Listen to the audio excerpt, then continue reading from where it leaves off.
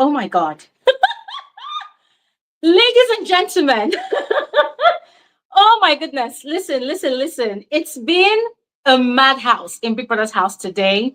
And first off, I want to apologize to all of you for starting today's live quite late. I am so sorry. I was literally glued to my TV before coming on here now. Oh my goodness, guys. It's just been one chaos to the other, one drama to the other. And I wanted to make a video out of it, but I said, nah, I'm literally coming on here to have a conversation with all of you. So what's the point, you know? And yes, here we are. A lot is going on. A lot is being said, guys. I don't even know where to begin because usually I have like an outline of what we're going to be discussing on Saturdays, especially with regards to the show. But a lot has just been going on inside Big Brother's house, and everywhere is hot. Everywhere is hot. There's just been one buzz boost to the other, chaos to the other, and I am loving all of it, guys. Do you know why I'm loving all of this? Yeah, because what we would normally expect during the reunion show, yeah, which would normally take about probably 6 months later or 8 months later after a season, we are getting served all of it right here and now. And this is only with 3 of the season. We haven't even gone mid-term the season. This is only week 3. Class is still in session, and these housemates, they are dishing, they are delivering, they are serving it as it is hot. And ladies and gentlemen, I am super excited and I am grateful for it as well, because listen, if they don't give it to us like this, trust me, we will not get the answers. We will not get the answers. And so I'm super excited that this is a weekend. Today is Saturday, and a lot of viewers are actually watching what's going on. So at least they will hear from the horse's mouth.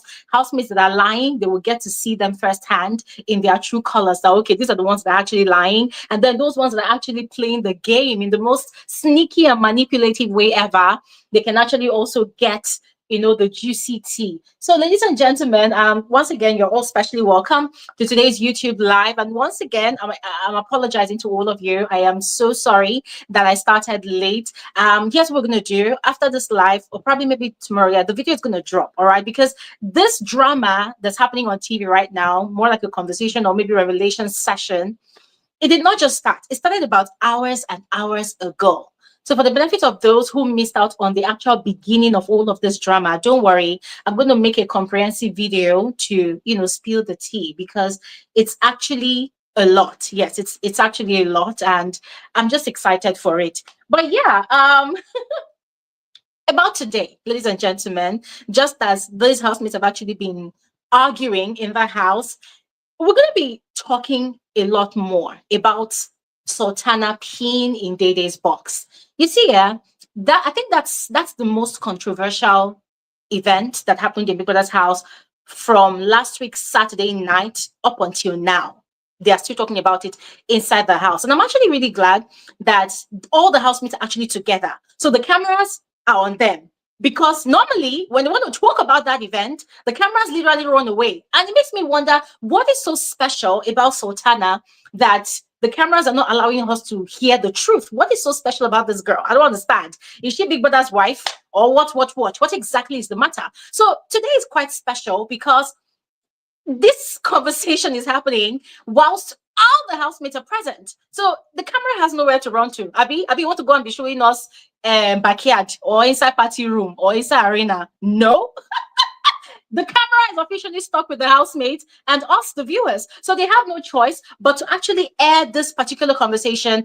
And guys, I am glad that everything is coming out to the open. Maybe not everything entirely, but everything is coming out to the open. Yeah. So yeah, today we're going to be talking a lot more about Sultana peeing in Dede's box. We're also going to be discussing the whole drama between Faith and his bullies. I call them his bullies because in the true sense of it all, that is what they presented themselves to be, game or no game. Yes, we're also going to look at Big Brother's verdict. It was quite controversial sometime this week when Big Brother finally, you know, addressed all the issues that has been coming up in the house.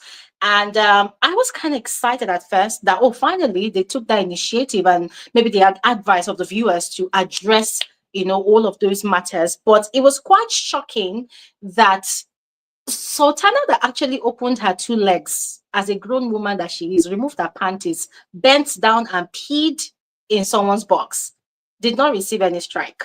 you know.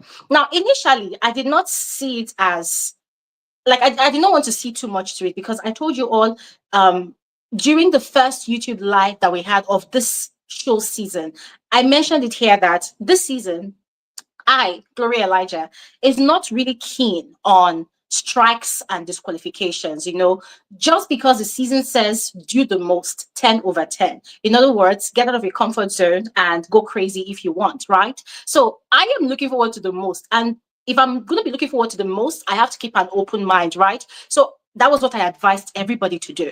Keep an open mind. Don't be too critical, right? Enjoy the experience, enjoy the entertainment, and just go with the flow. That was what we said. But never ever in my wildest imaginations did I think that in this Big Brother show, anybody will be crazy enough to open their legs and pee on a fellow housemate's box. And Big Brother's verdict did not help matters. His verdict literally created more vagueness around the whole situation. Ibi Fubara is out of the house. Somebody forwarded me one of her interview videos that she had with one media house. And I went through that video and I'm thinking, hold on a second.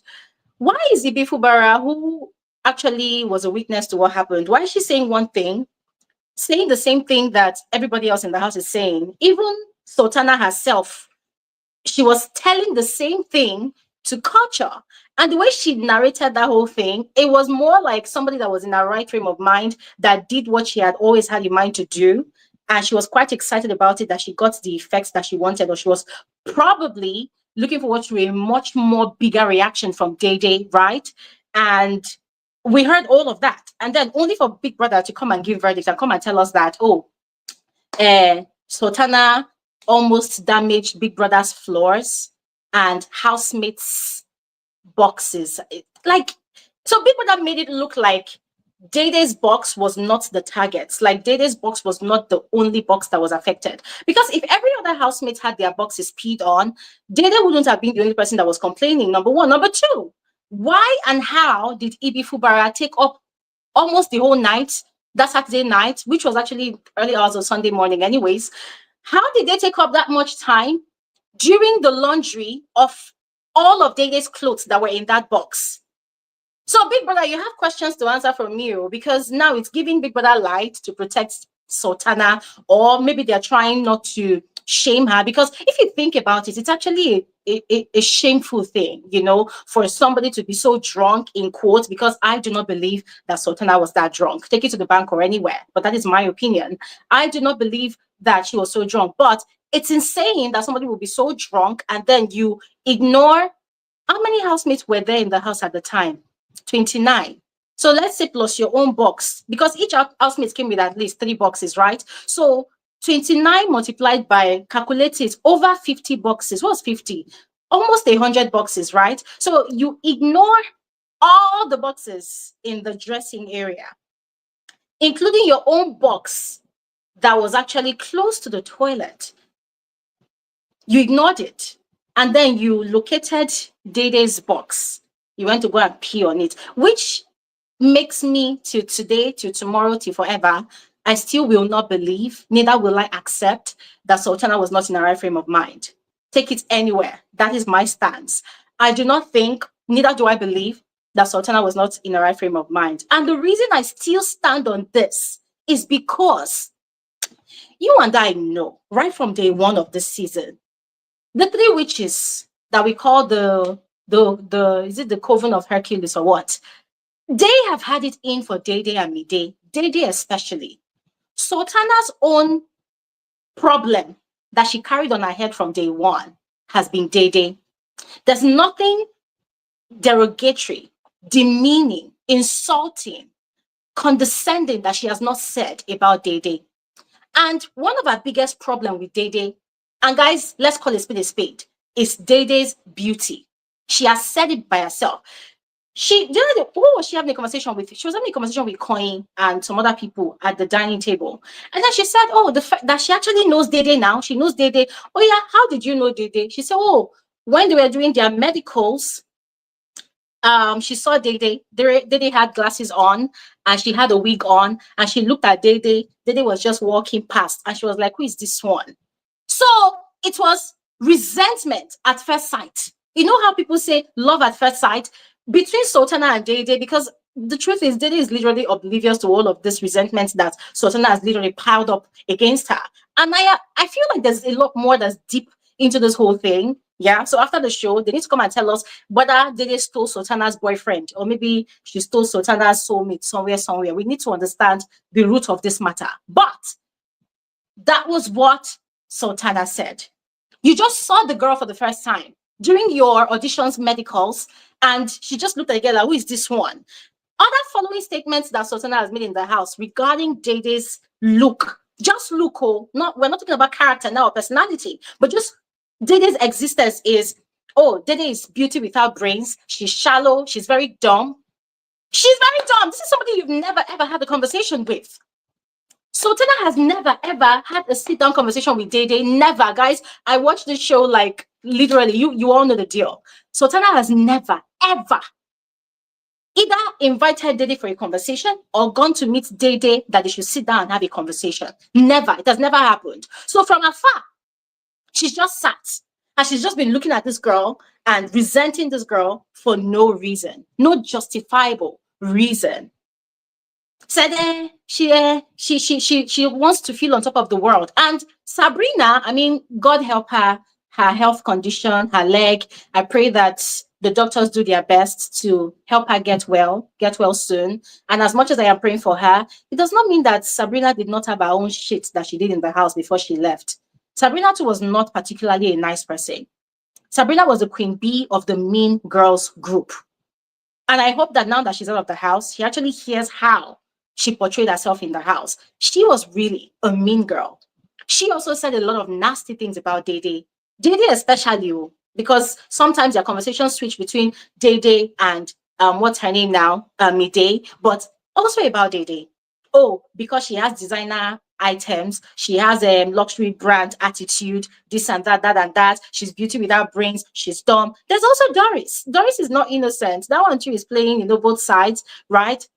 So looking at all of this piled up resentment that Sultana has carried about Dede from day one, looking at all the nasty things that she has actually said about this girl, unprovoked, or whether she provoked herself, we don't know. Looking at all the nasty, vile, malicious things that she gossips around with her friends in the house about Dede. Talking about, oh, the girl is so shallow, she has no depth, she's so empty. Aside the fine clothes that she wears and her strong perfume that she uses, there's nothing inside, she's shallow. That was coming from Sultana. I have receipts for that statement that she made. So having looked at all of these many malicious gossips, malicious things that Sultana has been saying about Dede, why will you think that me like this, that I've been watching all of this thing, why do you think I will now sit down and believe that, she was just drunk, she was just tipsy, she was high, and she was looking for the toilet, she could not locate the toilet, she now mistakenly went to go and pee on somebody's box, on Dede's box. Out of 28 other housemates living in that house with Sultana, Sultana did not see anybody else's box. Guys, have you seen the closet area of Big Brother's house? Have you seen the dressing area? Have you seen how disorganized it looks? Have you seen how chaotic it looks? Especially before, you see, let me tell you when to really look out the most for how disorganized the dressing area is, yeah? Before the pool party and what's that? Before the Saturday night party, it's always very disorganized and chaotic because housemates are rushing to dress up. Housemates are rushing to prepare themselves to go out to the party. And so what happens? They open their boxes, they take out things. Some of them do not have the time to close up their boxes. So everything is so chaotic. It's scattered. So they are and what did they say? Aside Dede even, other housemates said that Sultana's closet is close, that's a locker, is close to Dede's locker. So 29 housemates, including Sultana herself, they are inside that house. Sultana did not locate any other person's box. There are some housemates whose lockers are close to the pathway to the bathroom and the toilet. I can't remember these housemates now. Yeah, but there are some of them. And Sultana did not see any of their boxes to go and do whatever she did, but it was Dede's box. So there's a question here. How did she know that it was Dede's box? Well, the answer is quite simple. Because she and Dede, their lockers are kind of close. So obviously, she knows Dede's box. How did she know that Dede has designer items? Of course, when Dede wears them, she sees them, right? So the question then again is why? It's very easy to answer. She resents the girl. She does not like the girl. Why again? There's Jasonjae in the center, at the middle of it all, right? Jasonjae wants to be with her, and she wants to be with Jasonjae, but she says she does not necessarily want to be with Jasonjae. But for the sake of the house, if she's going to pick any of the guys that has interest in her, she's going to pick Jasonjae. But ladies and gentlemen, whilst you all are looking at it from the surface level, I am looking at it from this angle. She has looked at Dede. Dede is very much put together. Dede is unfazed. Nothing shakes up Dede in the house. Dede is always smiling. Dede does not want to get into altercations with people in the house. So Sultana has looked at this girl and said, okay, fine. What does she have that I can take away from her? Maybe I can start with the guy. Right? So for me, I'm looking at it as, okay, fine. Yeah, she's going to take the guy and maybe give herself a pat on the back that, okay, fine. At least I'm able to take away something from her, something that's going to give her restlessness in this house. And also, I'm sorry to say, but if you ask me, I'm not that much of a spiritual person or whatever. But for somebody to go pee on your personal effects, when I think about it, what comes to my mind is a dog peeing on the roadside. Yeah. So it makes me wonder why. Do you want to leave the stench of your pee on all of our clothes so that tomorrow you can look at the girl and laugh at her and say, look at you, you're wearing my piece? Like, how exactly? A lot of people might say, oh, you're reading too much into it. No, I'm sorry. We're not reading too much into it. It is what it is. It is deep. It is an insane matter. And the act in itself is diabolical when you think about it. So game or no game, you know, as much as we all say, oh, do the most, let the housemates give us their best, it is insane when you think about it. It's insane. And you know, Big Brother had given his verdict, said all what he wanted to say, and then some ex-Big Brother Naija housemates came out to come and put out tweets. I'm going to call their names because I've been making my videos and I did not want to bother calling their names, but I'm going to call their names. There's Pere. Pere really disappointed me. Come on, Pere. Not you, Pere. Not you. I mean, I have so much respect for Pere, but seeing Pere's tweets, I was heartbroken. I was heartbroken. You know why? Because during the All-Star season, I saw what happened between Pere and Alex. Yeah. And I said, no, I don't care if people say that, oh, Pere was conspiring. Conspiracy was allowed during the All-Star season. So Alex did not have a right to want to put labels on Pere because he's a man. You want to label him as violent. You want to label him as this, that, and that. So Pere, having gone through what he went through, and of course, you all know that we had an interview here on my channel. So I saw his tweet about Sultana. He was insinuating that people were just falsely accusing Sultana. My heart was broken. I was really disappointed. Really. And if Pere is listening to me right now, I need him to know that somebody that actually respects him a lot is very much disappointed in him. There's also Adekunle. That one almost scattered my head. Adekunle during level up season, that was a victim of targeted harassment from Shegs, from Bella, and from some of the level 1 housemates. Adekunle that they made to feel like shit during the level up season. And a lot of us were out here calling a spade, bringing out receipts of how they were actually bullying this guy in a way. Adekunle too was sort of making a case for Sultana. And when we talk about making a case, it's not even like we're actually making like serious, very strong cases, because the only way I would take their case serious is if they tell me that they went to Big Brother's production center and production team gave them the footages of everything that happened. But then it also makes me wonder that, is it that the footage is still going to overwrite the testimonials of the witnesses that were actually there live and direct when all of these things happened, because they are not inside the house? And then there was Utin Wachuku, ex-winner of Big Brother, is it Big Brother Africa, also have gone through the Big Brother process, right? I mean, I was told that during his season, he was a villain. So in a way, I wasn't really surprised because, yeah, people who played the villain game, they also would stand for such. But then seeing him put out a tweet saying that, oh, Sultana has been vindicated, I said, hell no. I'm not gonna sit here and watch people come and try to spin the narrative. Like, seriously.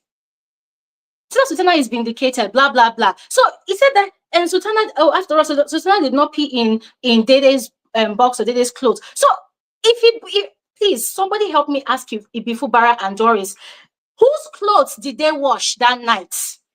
If it wasn't Dede's box that Sultana peed on, whose clothes did they wash? And I hope you all saw that, was it 2 nights ago, Dede still carried a bag outside to the laundry room, and she was still washing clothes. She was still washing clothes. So it makes me wonder, is the pee still smelling on her clothes? Because she literally carried a whole massive bag to the laundry area, and she was still washing clothes. Do you know what it means for somebody to pee on your clothes? And you know the irony of it all? You see these people that I have mentioned, because I don't know about any other ex-Big Brother housemate that stood, in defense of Sultana, but Pere, Adekunle Uti, especially Pere and Adekunle, we saw their season, as I said. We saw how they were kind of targeted. And we know that during their season, if anybody had dared to do such to them, they wouldn't have stood for it. They would have rained hell on those housemates. They would have. They would have rained hell on those housemates. Pere himself is a very, very principled man. He wouldn't have stood for it. Yup. He wouldn't have stood for it. He would have made a case to Big Brother in the diary room until Big Brother would speak the truth. Because that was how he also made a case for himself in the diary room about all what Alex was doing to him during the All-Star season, until Big Brother told him, don't worry, Big Brother is working on it. Then Adekunle, you come to their room during level up season and you will look depressed, you will look frustrated, you will look like your life is about to end. Why? Because of what Shegs and his cronies were doing to you in the house. When if come out now, you come and be defending Sultana. Seriously, Adekunle? Wow. Just a wow. Anyways, we are going to move away from those ex-housemates because my disappointment still stands. And I put out a video about it and I said that, listen, if you're going to analyze this Big Brother show, so long as you are one of those people that likes to gum body with housemates when they come out of the house, if you're one of those people that, when they're hanging out, you want to hang out with them, or you want to do business collaborations with them, or you want to be their friend, you want to be their paddy, the truth is you cannot be objective in any Big Brother season. I tell you that for free. You cannot. You cannot be objective. Why? Because you want a situation where when they come out of the house, you want to beat your chest and tell them that, when you were in the house, when people were dragging you, I defended you, I supported you. It's fine. Put your loyalties wherever you want to put it. But when you see diabolic acts, if you don't speak against it, you're just as diabolic as the person that committed the crime. For real. For real. Because that was the same thing that was about to happen to Pere during the All-Star season. When most of the girls in the house that were constantly provoking him, goading him, including Doing, because I also interviewed Doing and I asked her questions too. When they were trying to pin it on Pere, that Pere is an abusive man, that Pere is he has what they call it, they say domestic violence, that he mets out gender-based violence on women. Why? Because Doing provoked him and goaded him. He was so frustrated he punched the wall. They said because he punched the wall, it means that he could have punched the face of a woman. I stood here and I defended Pere. Why? Because I knew better. Not because Pere was my favorite or anything, but because when you see the truth, open your mouth and speak the truth. Speak truth to power. So now I'm listening to Para put out a tweet and talk about, they were dragging Sultana for nothing. Really? I'm disappointed. I mean, hey, it's not like I am anything, right? It's not like, who am I in the grand scheme of things anyways? But so, yeah, but when you've had a conversation with people and you put them on this, this considerably high pedestal, you respect them. And then boom, you see them switch up like that, especially in such a situation that is very, very sensitive. It's shocking. It is shocking. Now, still on Sultana peeing on Dede's box, Big Brother's verdict. I understand that Big Brother, okay, let me put it this way. I appreciate the Big Brother of this season. He's a very reasonable man, very intelligent. I respect him. I love him. And most of the time, most of the things he says in the diary room totally aligns with my own way of thinking. For those of you that actually watch my videos on YouTube, you can attest to this as a fact. I respect Big Brother a lot, especially this one that they chose for this season. He's an amazing person, very intelligent, and he's very, very quick to think on his feet, right? However, him coming to come and deliver such a verdict about what Sultana did, I was quite disappointed. Now, I get it, right? He's trying not to destroy the reputation of these housemates. He's trying not to, more like also trying to protect Sultana's reputation, right? But what I expected was it could have been more specific. Him reading out the verdict to be that she almost damaged Big Brother's floor and housemates, is it housemates property or housemates boxes?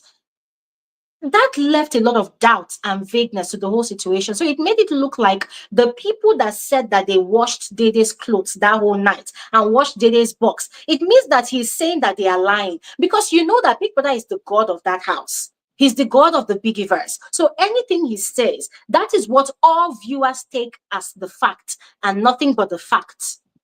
Sometimes, even when you watch something with your own two eyes on TV, right? Because of how the camera moves left and right to go and capture other scenes happening around the house, sometimes you even question what you saw. Not until when Big Brother comes to come and say, oh, this is how it happened, you will not come and say, okay, because it is Big Brother's house, Big Brother sees and hears everything, so I'm going to take what Big Brother says. Sometimes such a narrative can be very dangerous, but we have to put our hope on what Big Brother says. So when Big Brother came and gave such a verdict, it was kind of scary to me because I was worried. And I asked the question on one of my videos. I said, who the hell is Sultana? How important is Sultana that this matter was treated with kid's glove? If you ask me, I would tell you that Bright Morgan punching Faith, and whether punching or shoving Kai Kumi, if you ask me, I will tell you that it's almost the same level of destruction as what Sultana did. Yeah. Because let's go a bit deeper now. There are certain cultures in Nigeria, because this show is happening in Nigeria, right? There are certain cultures in Nigeria that would tell you that if somebody pees on your clothes, they've cast something on you. You can also think about it in that manner, because it makes you wonder, like, how did he get to that point? How? And speaking about the Sultana now that she said she was drunk, she did not know what she was doing. Please, oh, let's not act like we're blind. We saw Saturday, during the party, after the party, Sultana was slurring and acting as if she was actually high and drunk. But she was having conversations with people. She was making demands to people. Oh, can you give me this? Oh, can you give me that? She was good. And then she had that little kissing session with Jasonjae in the dressing area. And then whatever was happening, because those asked me, they stayed awake till the early hours of the morning, of Sunday morning. And then before we knew it, Doris had diary session on Sunday. And the next thing we are hearing is that Sultana peed inside Dede's clothes and her box. I say, that means that thing was happening and the cameras did not show us, so we did not see it. I mean, that's crazy. So it makes you now wonder, like I asked again, I'm going to I told you, this conversation, I will keep on asking this question till the end of the season. How is it that 29 housemates are in that house? Over 50 boxes lying around, people's luggages and whatnot. And Sultana saw only Dede's box.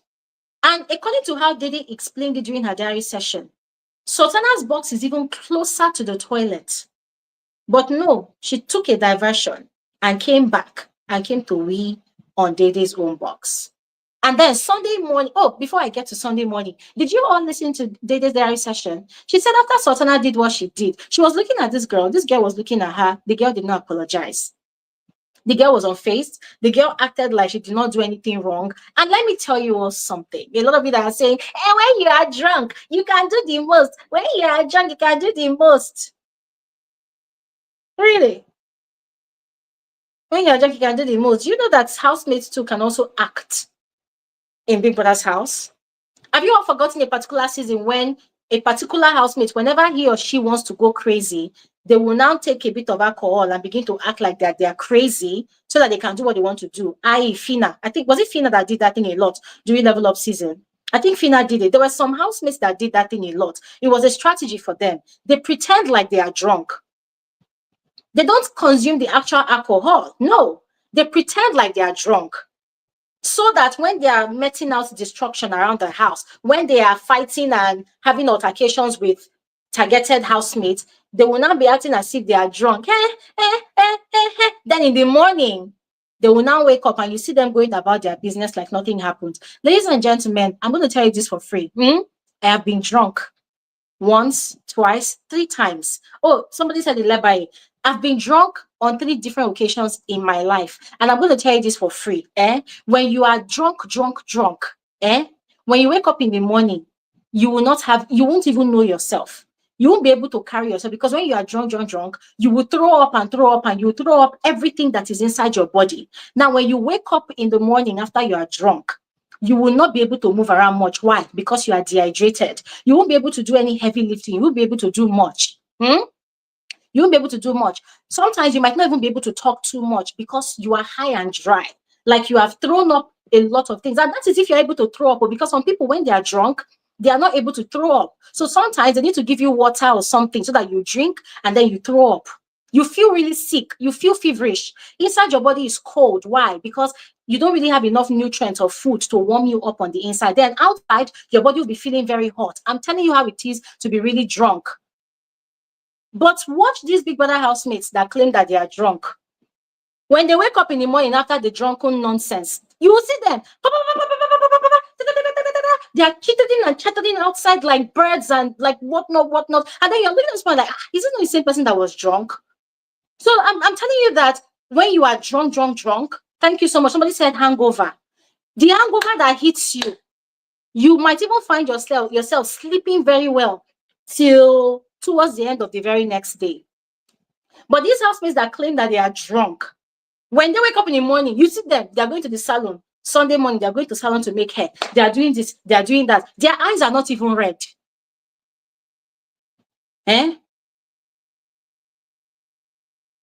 So as I was saying, Sultana that said that she was high and drunk. In the morning, Sunday morning, she was telling Kuture in the kitchen about what she did. And she and Kuture were laughing. And you see, from all the drama and chaos that happened today, one thing I took away from it is that a lot of the things that are happening in the house, right? These housemates, they set it up. They plan it. K-Baba's bread that was stolen by Kai Kumi, it was a planned operation. These people, criminals, and you see them, so criminals. It was a planned, oh God, it was a planned operation. Kai Kumi was the one that stole it. He said he just wanted to cause chaos in the house. And then Thelma, that one that is acting innocent, she was an accomplice. She's part of it. Brett was the lookout man. He was the one that was in the kitchen that saw what Kai Kumi was doing. Kai Kumi told him, don't look away, look away. And he did. He's part of it. Who else? Victory was part of it. Kai Kumi said when the whole argument was happening, I think he said they are told Victory because Victory is now his bestie in the house. He told Victory. So 5 people knew about the operation, but they allowed K-Bobo to continuously attack Mensen. You know why? Because a lot of them do not like Mensen. They don't like the guy. They said he's too noisy, he's too loud, blah, blah, blah, blah. So there are so many other things in the house that have happened. The other day, live and direct, I watched Sultana and Gigi Jasmine steal somebody's honey. I did not know that that honey belongs to Big Soso. Just this afternoon, as the chaos was happening, Big Soso was telling Thelma that she's looking for her honey, but she has an idea who took it. So that is how they co-steal. You know what they say? They co-steal. You join this one, you join this one, they steal. And look, I'm not mad about it because at the end of the day, it's all for entertainment, right? They are playing their game the best way they know how to.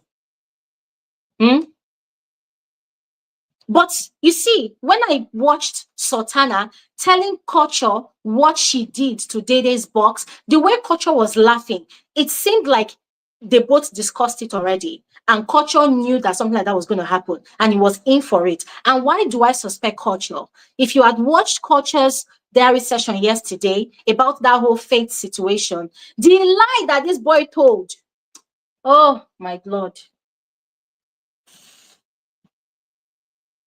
The lie that this boy told. The way he fabricated a story, even me, that is a storyteller, my head almost exploded. I almost choked on my food because I was asking myself, where did this boy fabricate this story from? And I was so glad that Big Brother cut him off and told him the actual truth, which is the same truth that I, Gloria Elijah, have been spreading across all my platforms. And then, you know what's even weird? What's even weird is the fact that you see those diehard fanatics. They come attacking you. Faith is an instigator. Faith is a provocative person. I even saw a lot of comments on my videos in the comment section. Oh, Glory, Faith is your fave. That's why you are defending him. And I'm looking at these people like this, and I'm thinking, hold on a second. God, I don't even know what to say at this point. Like, really, hold on a second. Just hold on a flipping second. What we watched, okay, let me say what I watched, because I don't know if everybody's watching the show the way I'm watching the show. So what I watched live and direct during the shopping spree, Faith said that out of his own share of the BBNaija, which is 35, he's going to use 5 to buy cigarettes. And the reason he's buying the cigarettes is not because he smokes, but because he wants to trade with it. He looked at the shopping cart. What he wants is not there. So for him, maybe Big Brother is going to update the shopping site next time. So he's going to have cigarettes as his own share, right? So next time, if anybody has what he wants and the person smokes, they'll do trade by barter. Culture went into the diary room to go and lie. So when I listened to Sultana and Culture having that conversation, the way Culture was so excited and laughing. And guess what? When Sultana was speaking, no remorse. When Dede was having a diary session yesterday, she said no remorse. Sultana did not show any remorse. What we were hearing was that she apologized. The person that it happened to said she was looking at Sultana live and direct. No apology, nothing. Sultana stood up and walked past her, like saying no be person Dede. Listen, I'm going to stop talking right here now because I'm going to say this to all of you, that when somebody is drunk, half the time, and this is not in all cases, so don't quote me wrong anywhere. When somebody is drunk, if they've been meditating something in their heart for the longest time, what alcohol does is it gives them a kick. It gives them a boost. It gives them the courage to execute that thing that has been on their mind for the longest time. I know a lot of myopic people are going to come and ask me that, okay, so do you mean to say now that people who are drunk and driving, they've premeditated to have an accident? Uncle, auntie, let's use our brain. That's not what I'm trying to say. You and I know that when somebody is drunk and they are driving, at that point in time, they are trying to control an electronic or a mechanical engine. And that is almost impossible. Why? Because they, at that point in time, are struggling to control their movement. So you that cannot control your movement, you want to go and control something that sort of has a mind of its own, you go just die. So let's not even bring that one into the picture. But you know what I'm talking about. So for everybody that's been defending Sultana, I don't know what to say to you. I don't know your own form of entertainment. Maybe your own form of entertainment is if they carry goats to come and do sacrifice in Big Brother's arena and do sacrifice. If it is not a wager, but they want to come and do sacrifice and then they don't carry juju and dance, tie red wrapper and dance. Maybe that's your own form of entertainment.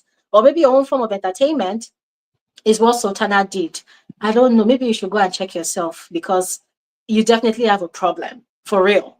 You definitely do have a problem. Because when we talk about entertainment, we are not talking about the kind of entertainment that stinks. You know what I mean? Peeing in someone's box or peeing in someone's clothes, that's disgusting. Ike no do reach this one. Ike collect strike. What did Ike do? Ike packed all of them Ilebaye's undies and personal effects. Went to go and throw it away in the corridor of the toilet. Ike got a strike. But Sultana peed in someone's box. She did not get a strike. By the way, what was that thing she was drinking on Thursday during the pool party? Was she drinking alcohol? Because the so-called ban that Big Brother placed on her to not consume alcohol for 1 week, she was drinking something during the party. Please, let me just be sure that it is water that she was drinking and not alcohol. Because at that point, we're going to need to start asking deeper questions. That, hold on a second, though. Is Sultana Big Brother's wife that she feels like she can do whatever she wants to do in Big Brother's house and get away with it? So if Ike can get a strike for what he did to Ilebaye, then now that we actually know at least the pieces and pieces of the puzzle about that whole peeing incident, she actually deserves a more stronger punishment than this. And I think a strike will suffice. I mean, hey, let me put out this disclaimer. I'm not calling for a disqualification. To be very honest, I am not interested in a disqualification this season. I'm not interested. If Big Brother wants to do it, fine. It's his house, it's his rules. But not have mercy. This thing, I'm tired. Like really, really tired. This season, I knew that it was going to be chaotic. We prayed for it. We wanted it to happen. But I did not think that something like this was going to happen. And then instead of Biggie to do the right thing, we will have to be having conversations like this, where we are going to be arguing and we are going to be quarreling and say, this is what should be right, this is what should be wrong. We should know what is right and wrong. For real. And then on to Fate's matter. I have a simple question for people, though, like everybody. Now that the truth is out, why do people actually think that Fate is provocative? Because this is what I don't understand. It's like, I'll use myself as an example, right? On Twitter, that's the X app. I get a lot of trolls. I get a lot of people insulting me. Not this season, actually, because this season, by the grace of God, has been kind of peaceful. And I am surprised. I'm shocked. It's as if there was a cleanup of the major trolls from my timeline. And so I'm happy. Or maybe they are there and I just don't bother to check. But when you think about other previous seasons of Big Brother, people have dragged me to filth. They insult me on a daily basis. They insult my nose. They insult my face. They insult me. They insult the color of my skin. They say I am black like the devil. There's nothing they've not insulted me, to the point that they even insult me that, oh, I should go and get married. I'm an old woman. They've insulted me things like, oh, they've insulted my mom. They've insulted my parents. They've insulted my late brother. One came and went to go and do research or whatever, brought my late brother's pictures, used it to insult me, all manner of things, just because I am analyzing the show. So for them, Glory Elijah does not want their faith to win. So why is she analyzing my faith? So they've called me all sorts of names. There's nothing. And you know what? Most of these insults, I actually screenshot them. I go to the profiles of those people and I screenshot their profile. I save their picture. And the reason I save it is because a lot of times, almost every week, I receive messages, DMs on Twitter, people begging me money. So when I open your message and I look at your picture and you're begging me money, I want to see if you're the same person that insulted me, because I will not give you shingbai. Make poverty chop you finish. You know? So they insult me a lot. But on some occasions, because I am human too, after ignoring and ignoring and ignoring, I respond. And trust me, my own response, I'm not nice. I can be nice, but when you push me to the wall or even beyond the wall, when I retaliate, I lose my humanity. I become the monster that you do not want to see. And when I respond to these people, my own is very straightforward. If you tell me, oh, I will die, me, I will tell you they've already buried you. If you insult my parents, I will tell you that your own parents will die because my dad is late. So I will tell you that if you insult my father, your father will join my father where he is. If you insult my late dad, I will tell you that, my late dad is coming from his grave to come and pick you anywhere you are. So that fear will follow you everywhere you go. And that is how I give my own rebuttals. I don't waste time trying to be too nice. So where am I bringing this story here? What I'm trying to say is the thing about human nature. Human nature sometimes enjoys dishing out toxicity, but they do not know how to receive what they've served. People know how to give bad energy, but when people retaliate and give them that bad energy, they call you evil. They call you all sorts of names. Fate. That was Fate's situation in the house between last week and this week. When Big Brother was reading out his verdict and he talked about targeted harassment, that is what Faith has been dealing with in that house. From Gigi Jasmine. Gigi Jasmine, that is acting like the nicest person in the house, she has harassed Faith a lot of times. That altercation they had, she caused it. She caused it. I did a video about it. She caused it. Big So-So, a matter that was not her business in the first place, she inserted herself. She was looking for a way to insult Faith, and she inserted herself and insulted him. But when Faith insulted her by saying, at your age, you are in this house chasing after small boys, she almost went mad. She even went to go and report it in the diary room. And I'm glad that Big Brother called her out and asked her, did you not say mean things to Faith? Because that's what they do.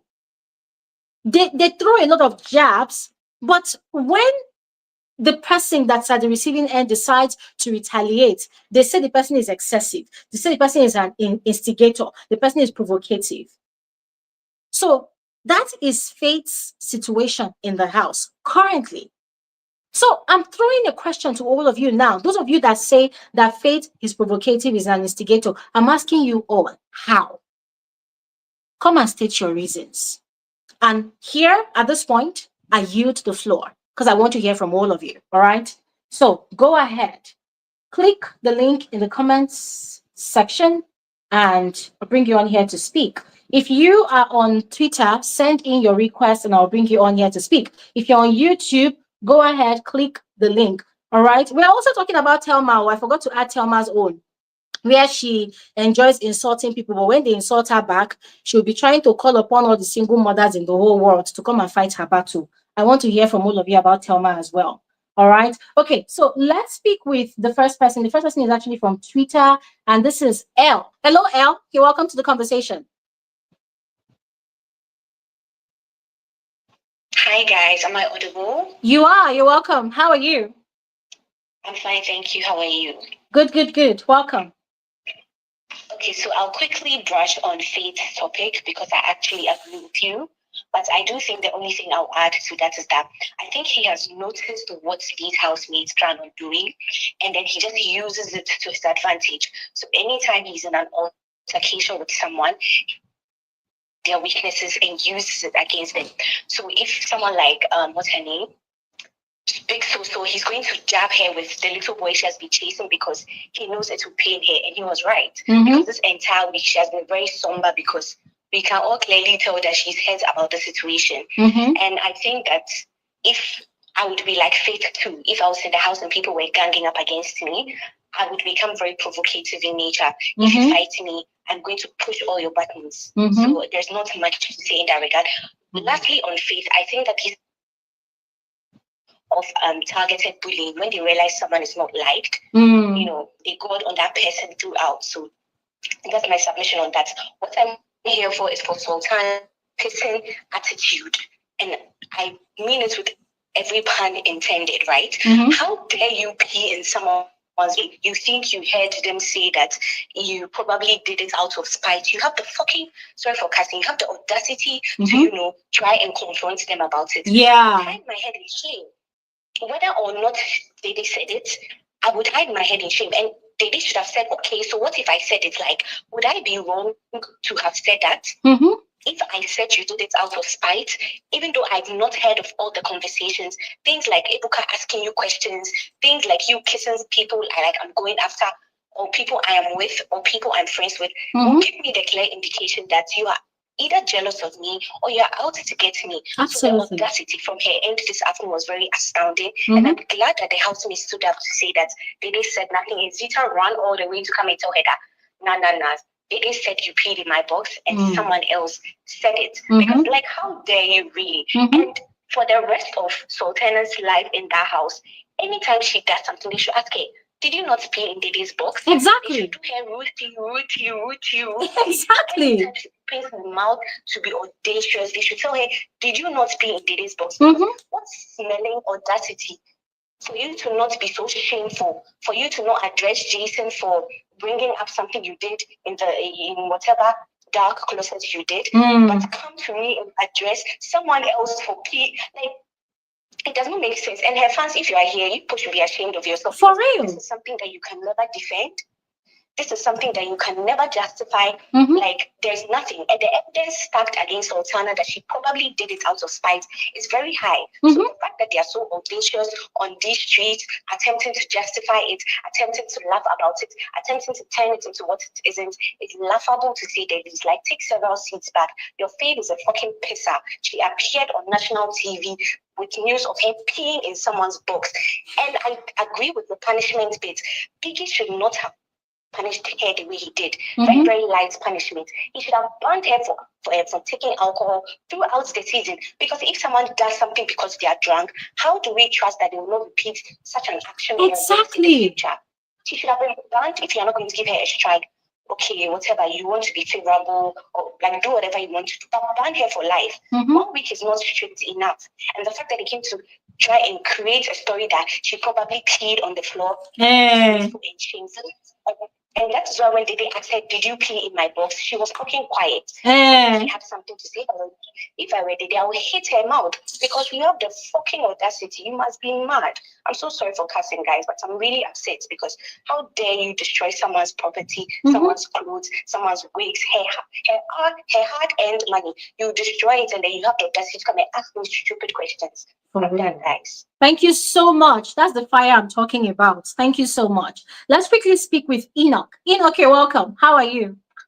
Glory, I'm fine. How about you too? Good, good, good. I think you're the one that was actually hyping Sultana last week. Oh, yeah, come and defend her. Yes, I will talk to Sultana. But first, I want to deal with the faith issue. Okay. You know what? Yes, I don't subscribe to that notion that faith is agent provocateur. But I can confidently state, without any shred of that, without even blink, that faith is an intellectual bully. Faith is also condescending, and faith is thinkingly entitled. And I will explain why. Hey, give it to me. Give it to me. You see, you faith, you carried yourself to Sultana's bed, felt comfortable, showed all your pictures, your family pictures to Sultana and discussed everything. One fine night, you were overtaken by Sultana, by Jasonjae. And the guy slept in Sultana's bed. Hell broke loose. Faith felt entitled.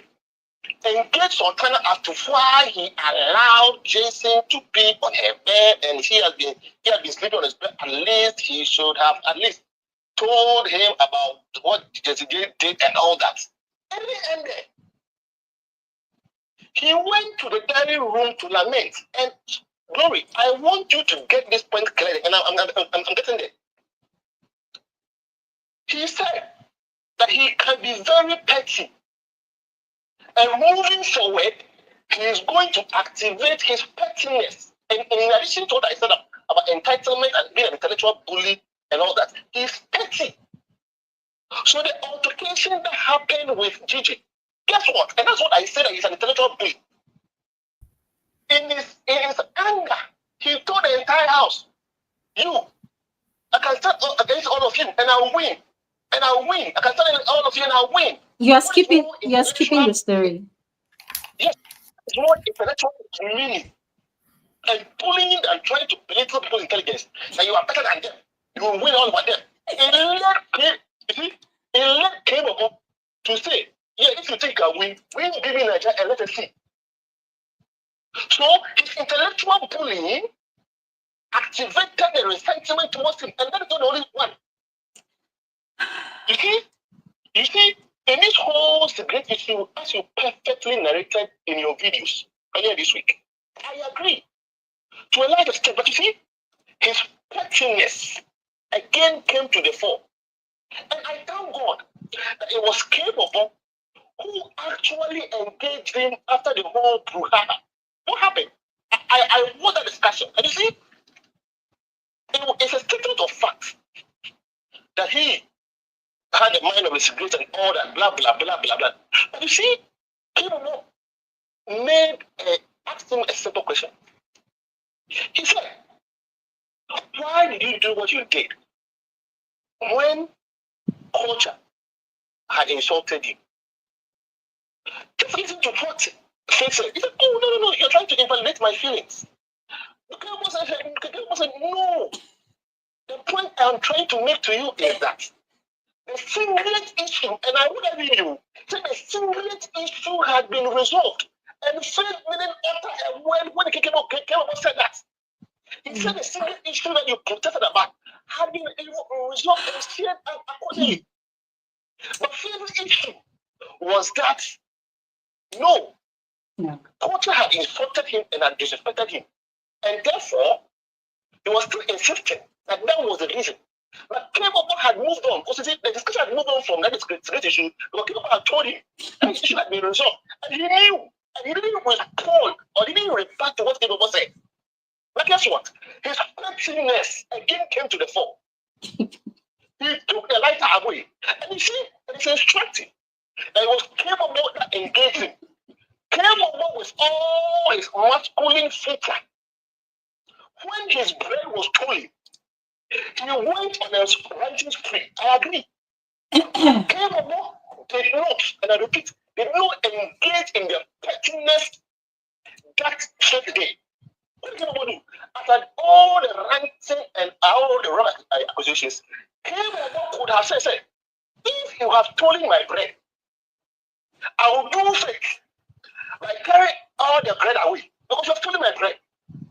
But Kebaba didn't go to that extreme extent of saying, if I'm stealing my bread, I also stole people's bread. For Faith, when the secret had been stolen, he also hold the lighter in hostage. And I'm saying again, it was pettiness on his part, especially when people told him there's a great issue had been resolved, and he knew.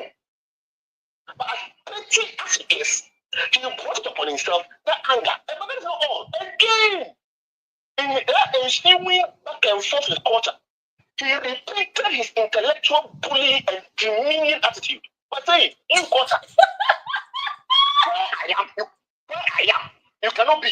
Where I am, you cannot be. You tell anyone that where I am, you cannot be. No. I want that particular fight. Again, I have established 2 instances where they be intellectually bullying. It is petty looking down on his own people by saying that where I am, you cannot be. Okay. The third incident is mischievous. When mischievous annoyingly and rudely engaged him in this fight, what did Faith say? Faith said, you cannot stand where I stand. Who the hell are you? No, you see, the fact that you're a doctor doesn't mean you are bigger than anybody. So if you're talking about bullying, he is an intellectual bully. Okay. That's what mischievous said. Okay, Enoch, hold on. I know that you're going to talk about Sultana's one. So I just want to quickly respond so that you can get into Sultana's one, all right? So first of all, I don't know if you can see me. My body is peppering me. I'm itching. And I'm itching. Yes, I'm itching because I just realized that the way you just analyze all these scenarios, I'm sorry, but without disrespect, I think you picked what you wanted from all of these scenarios to dwell on, to come up with your conclusion that Faith is an intellectual bully. Now, I'm going to put it to you this way, right? All the scenarios you pointed out, there were things that led to Faith weaponizing his intelligence to fight back. And if you watch how these housemates operate, each and every single one of them, they have their own personal weapon.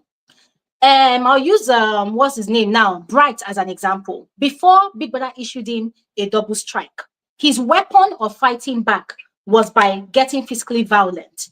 That is him trying to make a statement to everybody in the house that if you try me, I don't even talk too much, I'll beat you up. Right? Now, and so on and so forth. Everybody has their own weapon. For Faith, I will start with the first incident you pointed out. I mentioned that he did not start that fight with Gigi Jasmine. They were in the arena having a task. I don't know if you watched that sponsored task. Gigi Jasmine, because of all the frenzy in the arena, I think Faith has suggested something that for their team to win, they should get 2 people that are actually the good chefs amongst them to handle the cooking. Gigi Jasmine threw back at him, shut up, Joe, like out of irritation. And that is not the first time that Gigi Jasmine or other housemates will be talking to Faith with irritation and in a condescending manner. Faith had had enough, right? And also at that point in time, the whole Sultana thing was happening. So first with Gigi, Gigi threw the first jab and Faith reacted. When they won, what did he do? Oh, you insulted me. Okay, fine. When they won, he rushed to Gigi's face and was saying, yes, I told you we'll win. We won. And this is what I'm talking about. When you throw a jab at someone, you need to be prepared to receive the energy you give out. You cannot dictate how somebody will react after you offend them. If you slap me, I can choose to break your head. You provoked me with your slap, with your punch. If I break your head, yes, that's me going lower, but you cannot dictate how triggered I should be. So what Gigi did was she was triggered because Faith came to her face and was saying, see, we won. And she got triggered, but she forgot that she actually threw the first insult. Now that is that one, right? The second one, you mentioned the old Sultana thing. There's a backstory to that. Faith is someone that has conversations with people. He likes to build an understanding before a relationship is birthed between him and those people. And if you watch my videos, I mentioned that the first Sunday that the housemates, that's the male housemates, were introduced to the house, Faith went around he spoke to 7 girls that night.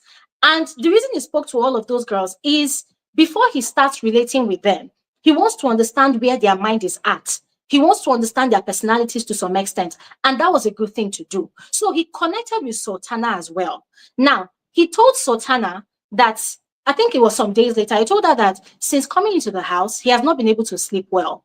So Sultana allowed him to sleep in her bed. And when Faith woke up the next day, he said that's the best sleep he has ever had in the house. So he said if Sultana does not mind, he would like to be sleeping in her bed. And she agreed. Now, your Sultana that you so love, something you don't know about her. And it's something I've always said on my channel. Sultana is very manipulative. That is her gameplay.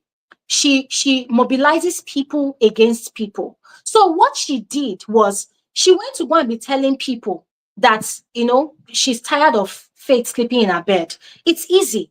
She could have told Faith directly, I don't want you to sleep in my bed anymore. That would have ended the case. But what did she do? She told Jasonjae about it. So the way she told it, she made it look like Faith was inconveniencing her, like she has told Faith several times to leave her bed and Faith does not want to leave. That was how she told it. So what happened was Jasonjae started saying boldly and loudly in the house, that bed, I must sleep on that bed today. Nobody will sleep on that bed. So he slept there the first night. Faith was confused, like, what's going on? So that was when he started trying to have conversations with Sultana. But Sultana refused.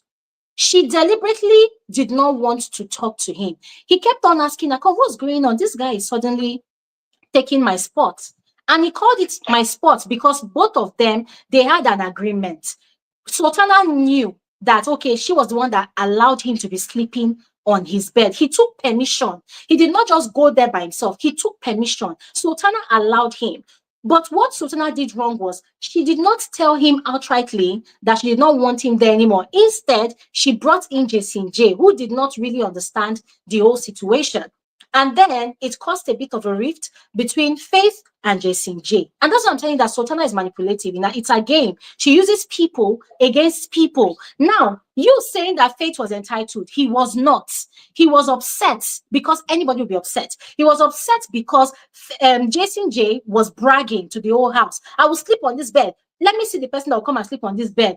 Something will happen today. And he went to go and lay on the bed. So Faith did not go confronting Jasonjae because he has no business with Jason. Instead, as a smart person, he tried talking to Sultana for some days. Sultana refused to give him audience. So what happened next was they were in the dressing area and Faith was still doing his cocky movement around. And then he asked Sultana, since Sultana had been avoiding to have that conversation with him, he asked Sultana, is this person still going to be staying on your bed? And she picked on that.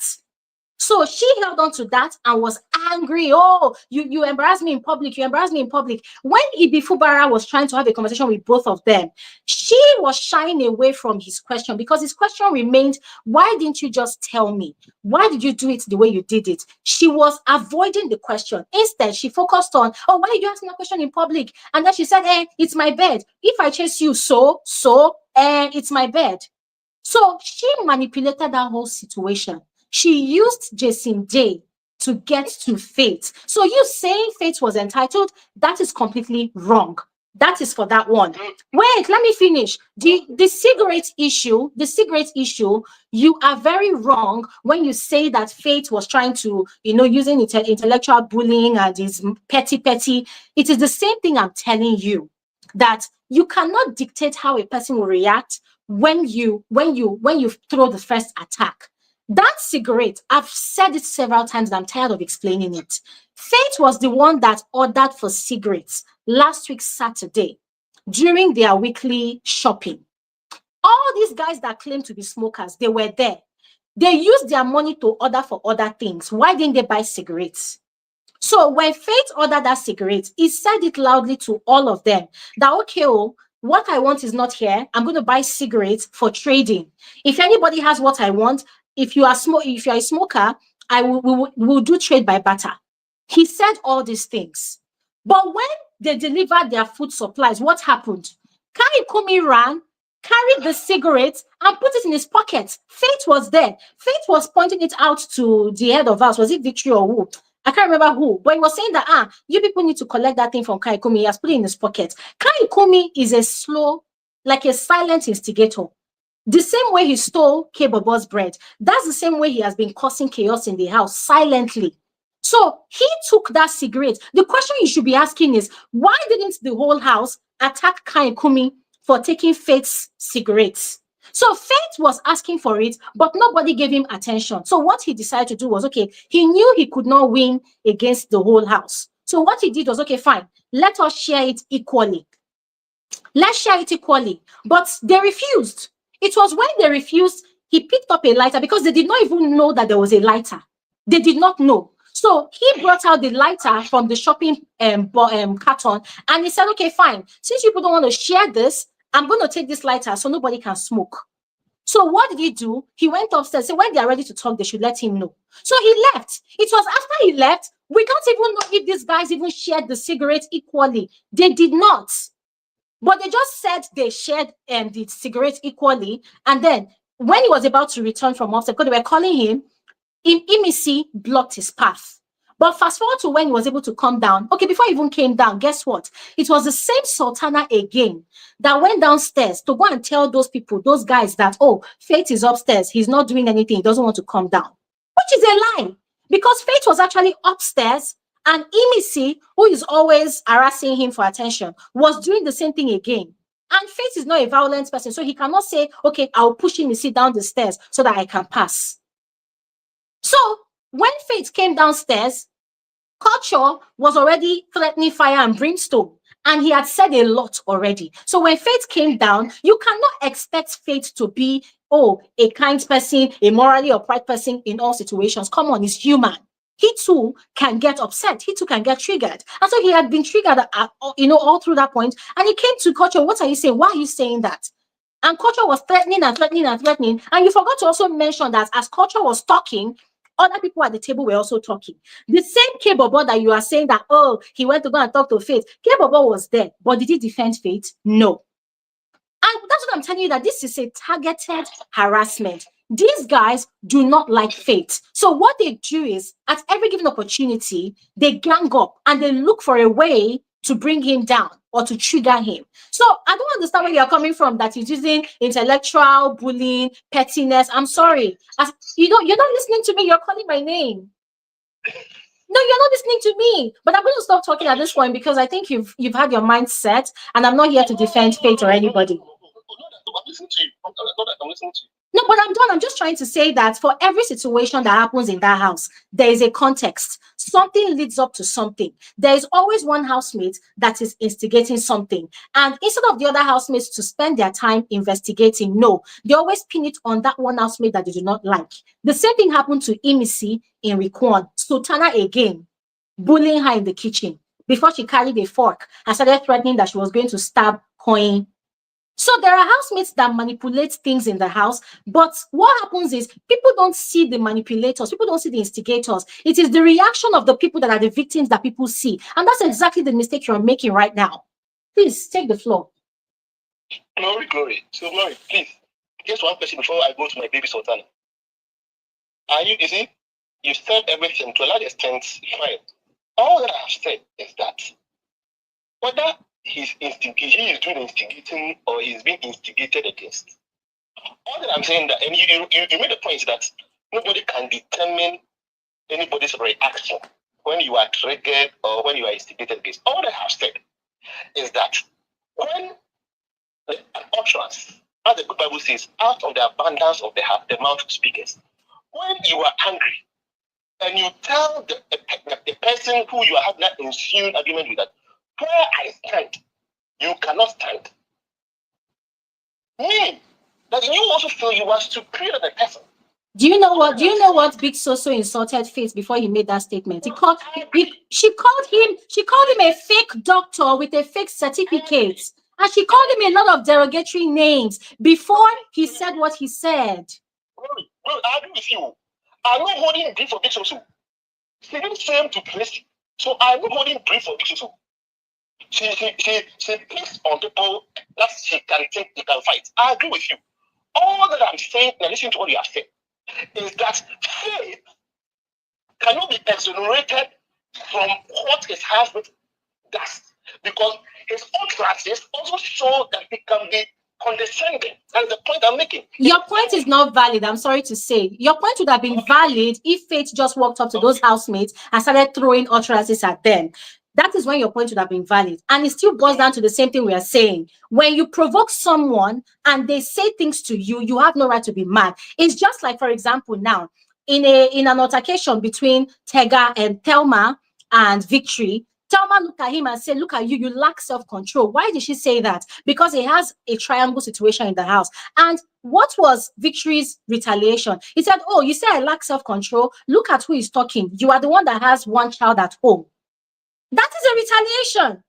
You insulted and questioned his character, and he also insulted your character as well, because come on, there's evidence. If you have self-control, why are you a single parent? That was where Victory was coming from. So it's like you now, wait now. So it's like you now coming to come and say that, oh, why did Victory insult her being a single mother? No, you cannot question his retaliation, because what she said was also an attack on his integrity as an individual and on his personality. So you cannot attack someone and then you are mad at it when they also attack you. It's the same thing for Faith. What are we talking about? So in a nutshell, I agree. Two wrongs make a right. So Yeah. let's go to Sultana. All right. So my baby Sultana. Your baby girl. Oh yes, Sultana is my baby girl. You see, last week I said that Sultana is brutally, you see, she's the most brutal female housemate that I've ever worked. I agree. When I said that, I didn't even know she could go to this extent. There are no emotions to her game. Mm-hmm. But let me quickly add that what she did is condemnable in no uncertain terms. Exactly. Whether she was drunk or not, it cannot be justified in any sense. Mm-hmm. So, you see, I am being clear on that. So that one, there is no excuse whatsoever. But you see, there are some inaccuracies in that story. You see, Sultana, and I'm giving her the benefits of the doubt. Sultana gives tea. I think the Sunday morning, when she was in the garden, she was out of the house with her. She didn't even know that she had peed into the box. It was Imifubara who prompted her, and she had subsequently apologized. So you see, the incident with culture was after she had confided another person that, oh, she didn't know. It was Dede who told her, and she subsequently apologized to the Dede.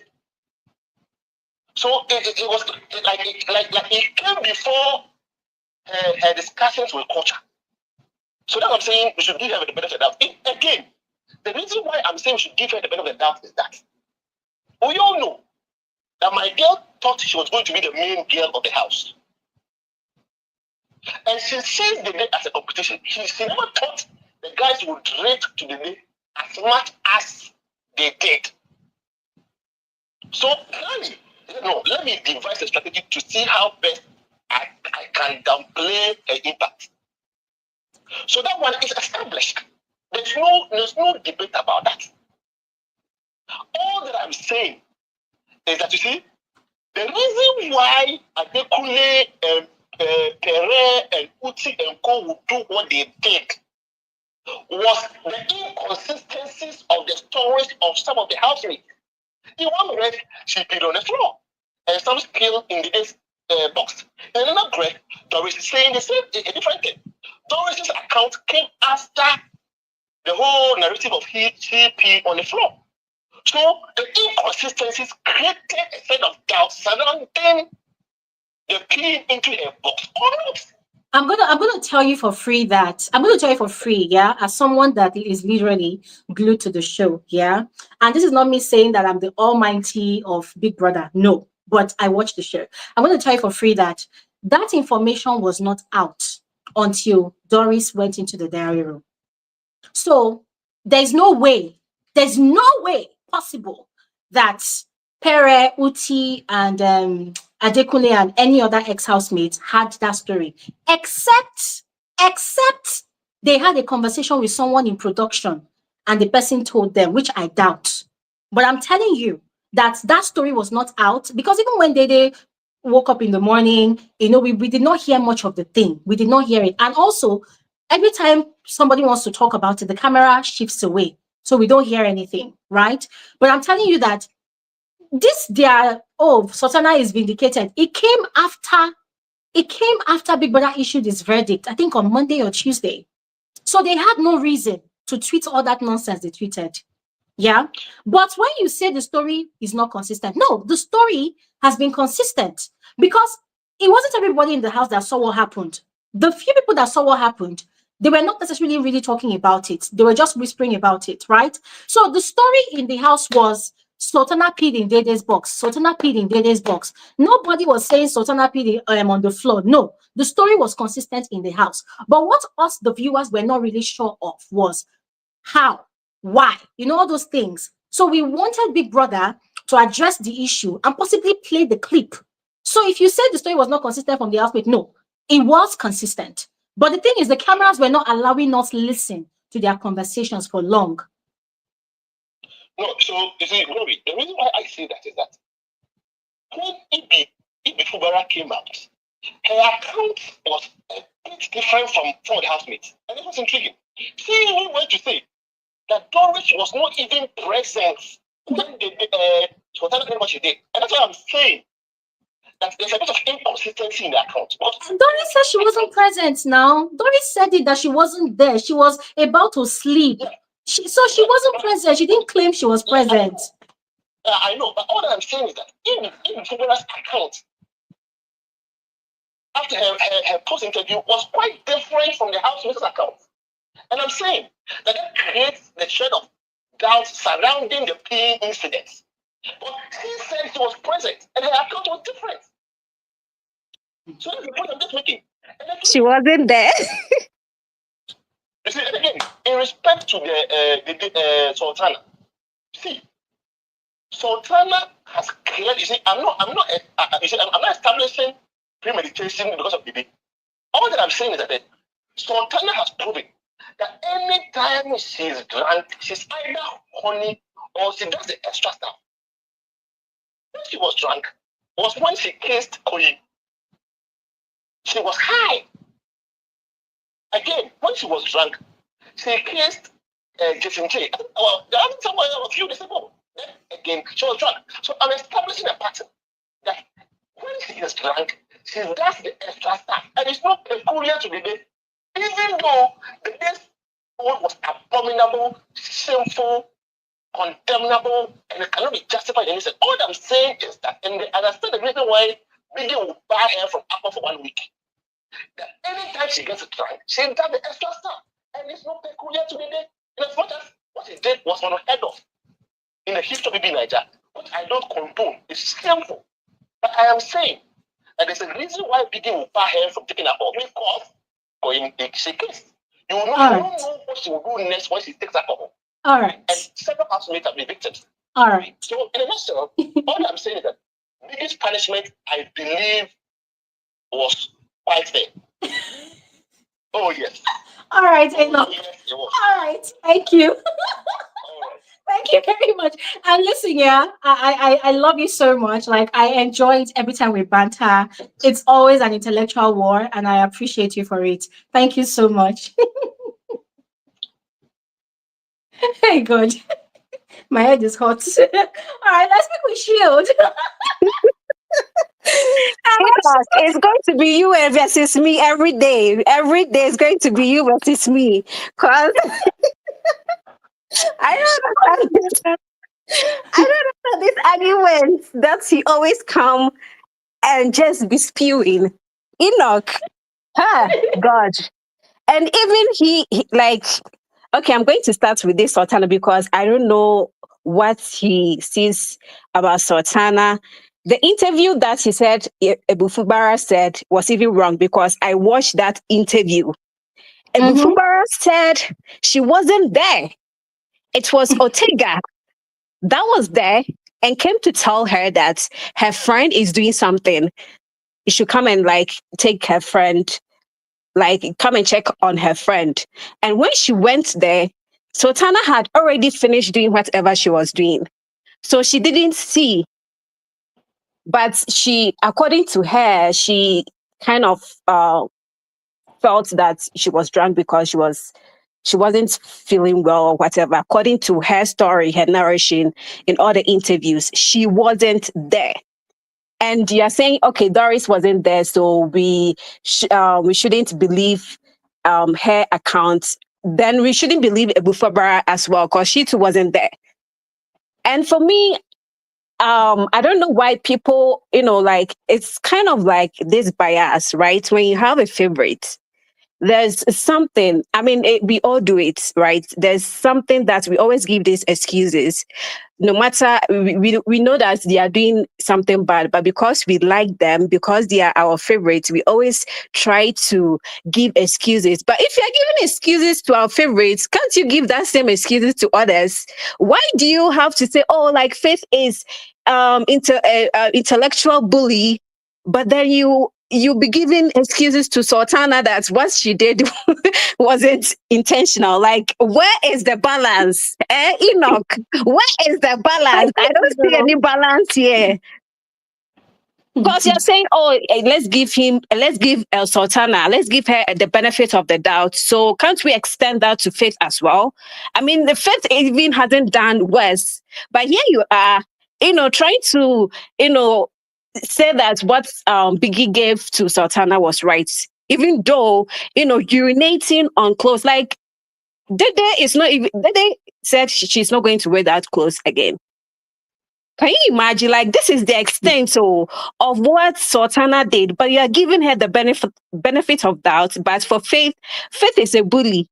And he hasn't even done even quarter of what Sultana has done. Oh my God. BBN fans, eh? only God can pacify you guys here. So Sultana's own was very wicked because, and look at the accounts, like how she was even narrating the story to Kola. And from what I heard, she even knew that she had urinated before she went to apologize to Dede.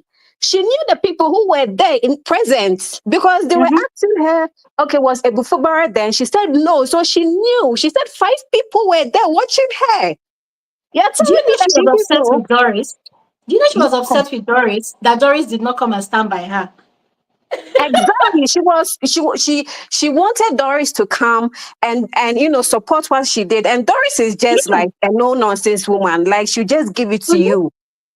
And Mm-hmm. she didn't like That's why that. Like Doris reported herself. exactly. Because Mm-hmm. and it's very painful. The fact that you yourself didn't even bother to at least wash the clothes because you did it. It is your friends who did that to you. And you didn't even thank them. You didn't thank Doris. You didn't thank Ebufubara. Mm-hmm. And the person that was the victim, you didn't even go and check on her. You were just there like laughing. You were telling culture about it. You are laughing at the whole situation. Even when Ebufubari told you, you were there, you didn't go and check on the person whose clothes is messed up. You're just sitting there behaving like a queen. Then when it's time, you think that, oh, okay, it's time for me to go and talk to Dede. And according to Dede said that like she just said, oh, um, they said I urinated on your back, sorry or what. Like Mm-hmm. so nonchalant. Like, why?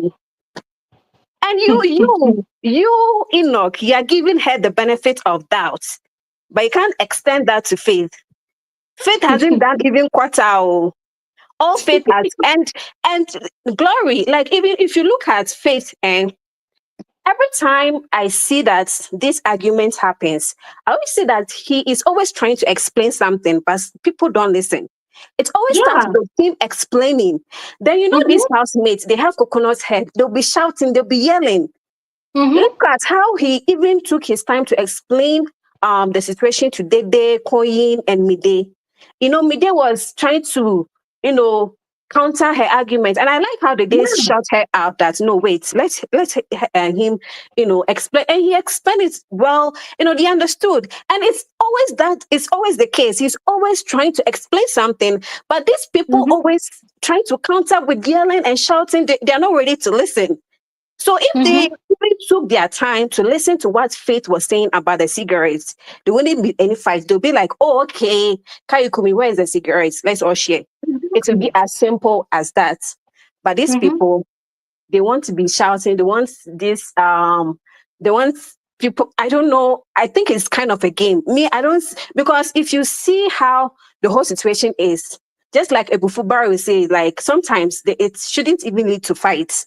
It's just something Mm-hmm. small that they can just resolve.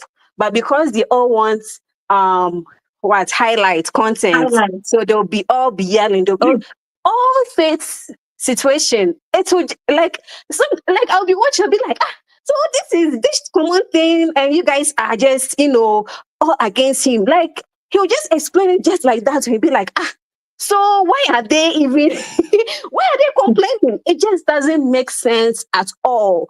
And with this situation that doesn't make sense, you're calling him rather a bully, but Sultana is not a bully. This Enoch is going to be me versus him every day, every day.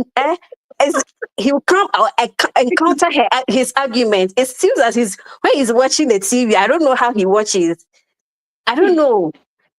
But anyways, I'll just end it here because it's like I said, it's always going to be me versus him. So if he has anything more, I'll come back again and counter.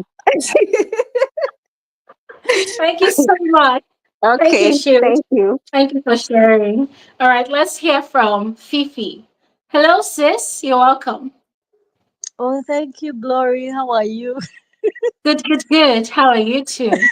Let me just tell you today, you've made me laugh. Your exchange with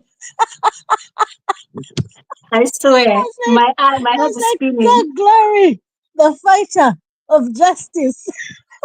I swear, like, But honestly, you held on to everything I wanted to say because the whole time I was laughing and I'm like, come on, the whole intellectual bully thing. I'm like, wait a second. We are in a war.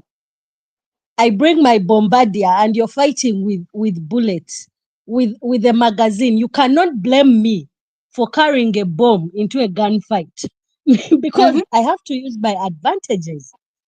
of Faith has course. been Faith has been abused, has been belittled based on his height. Mm-hmm, He's been undermined. So he knows he's smart. And that is his Mhm. biggest weapon. So there is nothing wrong with him using his intelligence to fight back. I Absolutely. mean, that one, you cannot call for what's fair in a fight, because I think all is fair in love and what? And war. And war. That's all I have to say for Mm. the previous speaker. Now, Yeah. moving on, I want to begin with this Sultana issue. You see, this season I really did not want to have a favorite because of the whole emotions attached, and Mm. finding it hard to call out your faves when they're in wrong. And thank God Yeah. I managed to keep my emotions in check this season. Now, Sultana, I do not know. I do not know.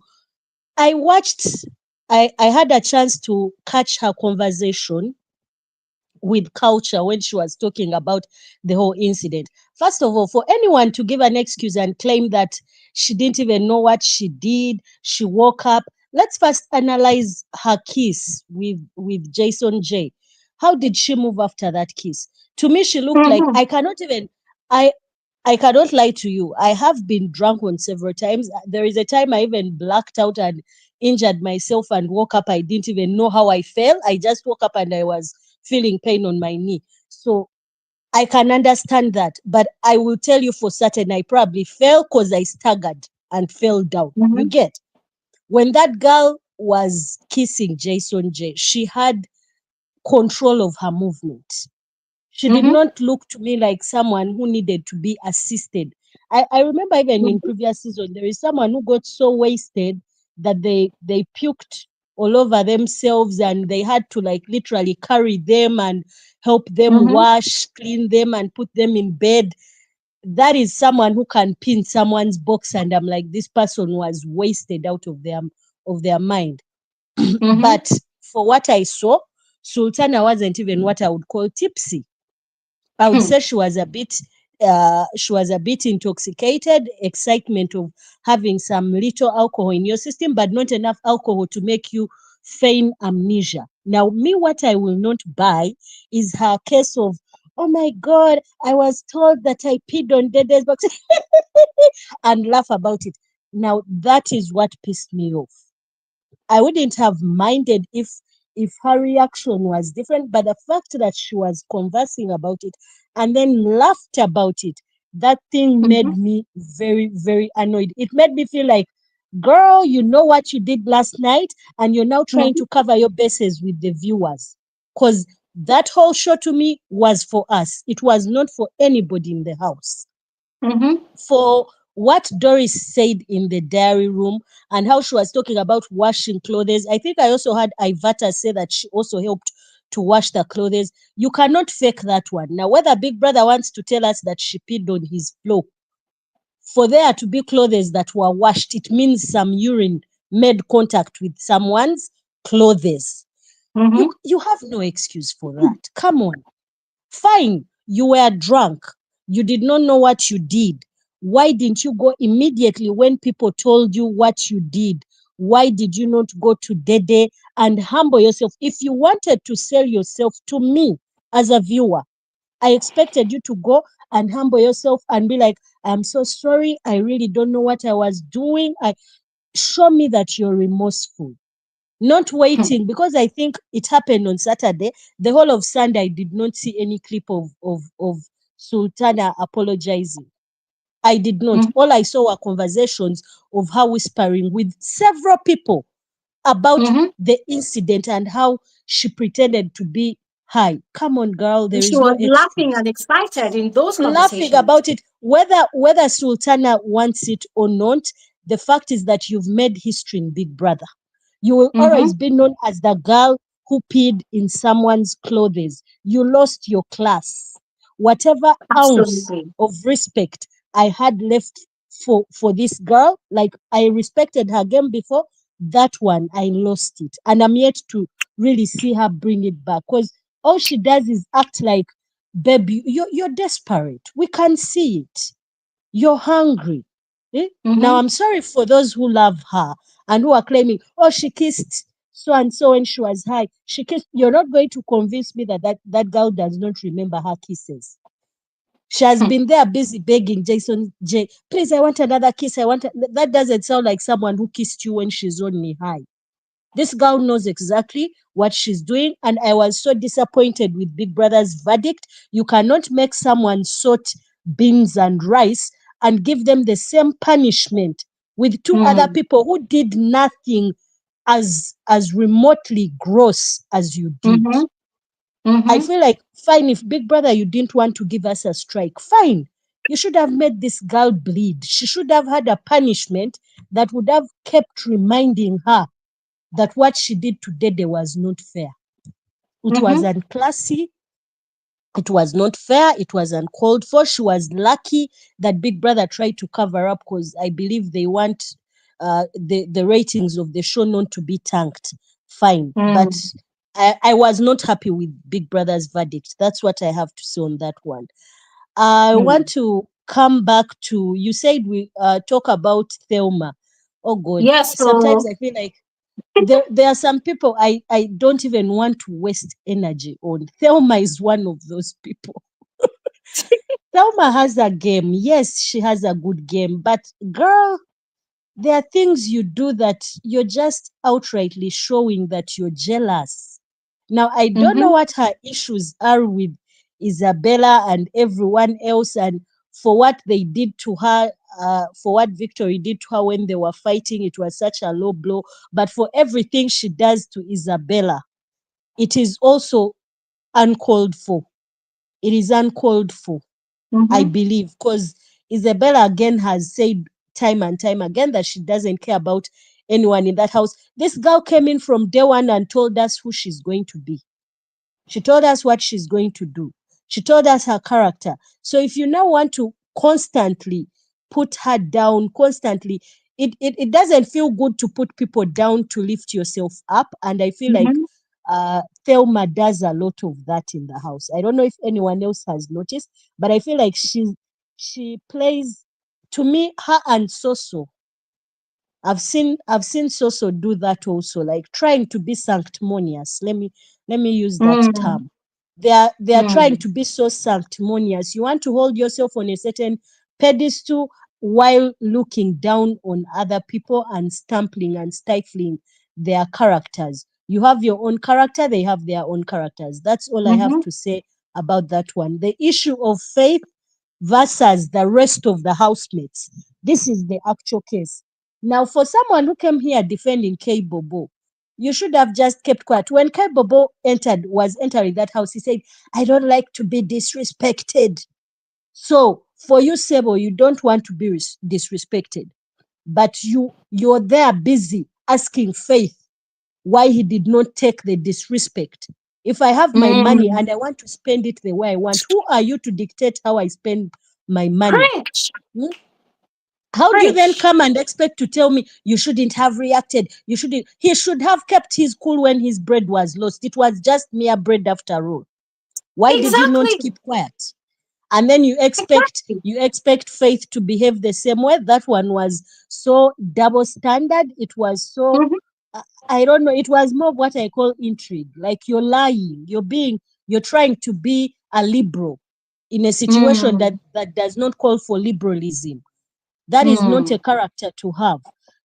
If you see the way this guy reacted, or in all the fights he has had, his reaction, the way he says disrespect, Faith has been disrespected in that house Hmm. several occasions, and that guy has been keeping his cool.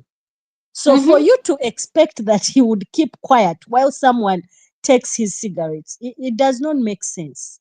Hmm? Absolutely. And then you Absolutely. even you defend Bright's violence. Now that one even Mm-hmm. pissed me off. You saw that this guy was like Mm. put his hands on Faith, and then you're still coming and you're attacking the same Faith. So I Mm. I agree with you 100%. I feel like Mm-hmm. maybe these people, there is this character of undermining someone. So when you see that they are better than you in a lot of things, you get shocked, and rather than appreciate, you turn it into misplaced anger. So I feel like Mm. that's what's probably happening to a lot of the people in the house. And for all the fights that honestly Faith has had, those people have had it coming. They've had it coming, because Faith is one of those housemates that I can truly say, if it were to play Kumbaya for the rest of the season, that boy would do it if no one came for him. What Gigi did to him was a low blow, calling him a leprechaun. Come on. You don't do that. You do not do that. So thanks, sis. That's all I have to say for this one. And maybe Thank putting you. it lastly, I am seeing something brewing with my Delulu Kola. I'm just With Kola. Kola With Kola. with Kola and Dede. There is a new level of Delulu that is developing. So I'm here to watch the chronicles of Kola's delusion. Thank you very Yeah. much. I want you to comment on. Thank you. Help me I comment on will. it, please. Yeah, I will. I will. I mean, thank you Mm, so much. Thank you so much. mm, I want to first touch on the cable ball. I was gonna say mm, that to really prove that most of these housemates, they have a personal vendetta mm, against Faith. It showed today, right? When it was revealed that Kaikumi was the one that stole K Bobo's bread. Do you know that mm, Kaikumi wanted to sit down with K Bobo and K Bobo was just laughing? He wasn't saying shit. But imagine if it was Faith, that's a problem. And then the Manson who he wrongly accused, he knew that mm, day he refused to apologize. Today, he still refused to apologize. So it still buttresses the point I made that these housemates, once there is a collective resentment for a particular housemate, the rest of them, they are like headless chickens. They buy into it. It's only maybe 2, 3, or 5 of them that has a mind of their own, you know?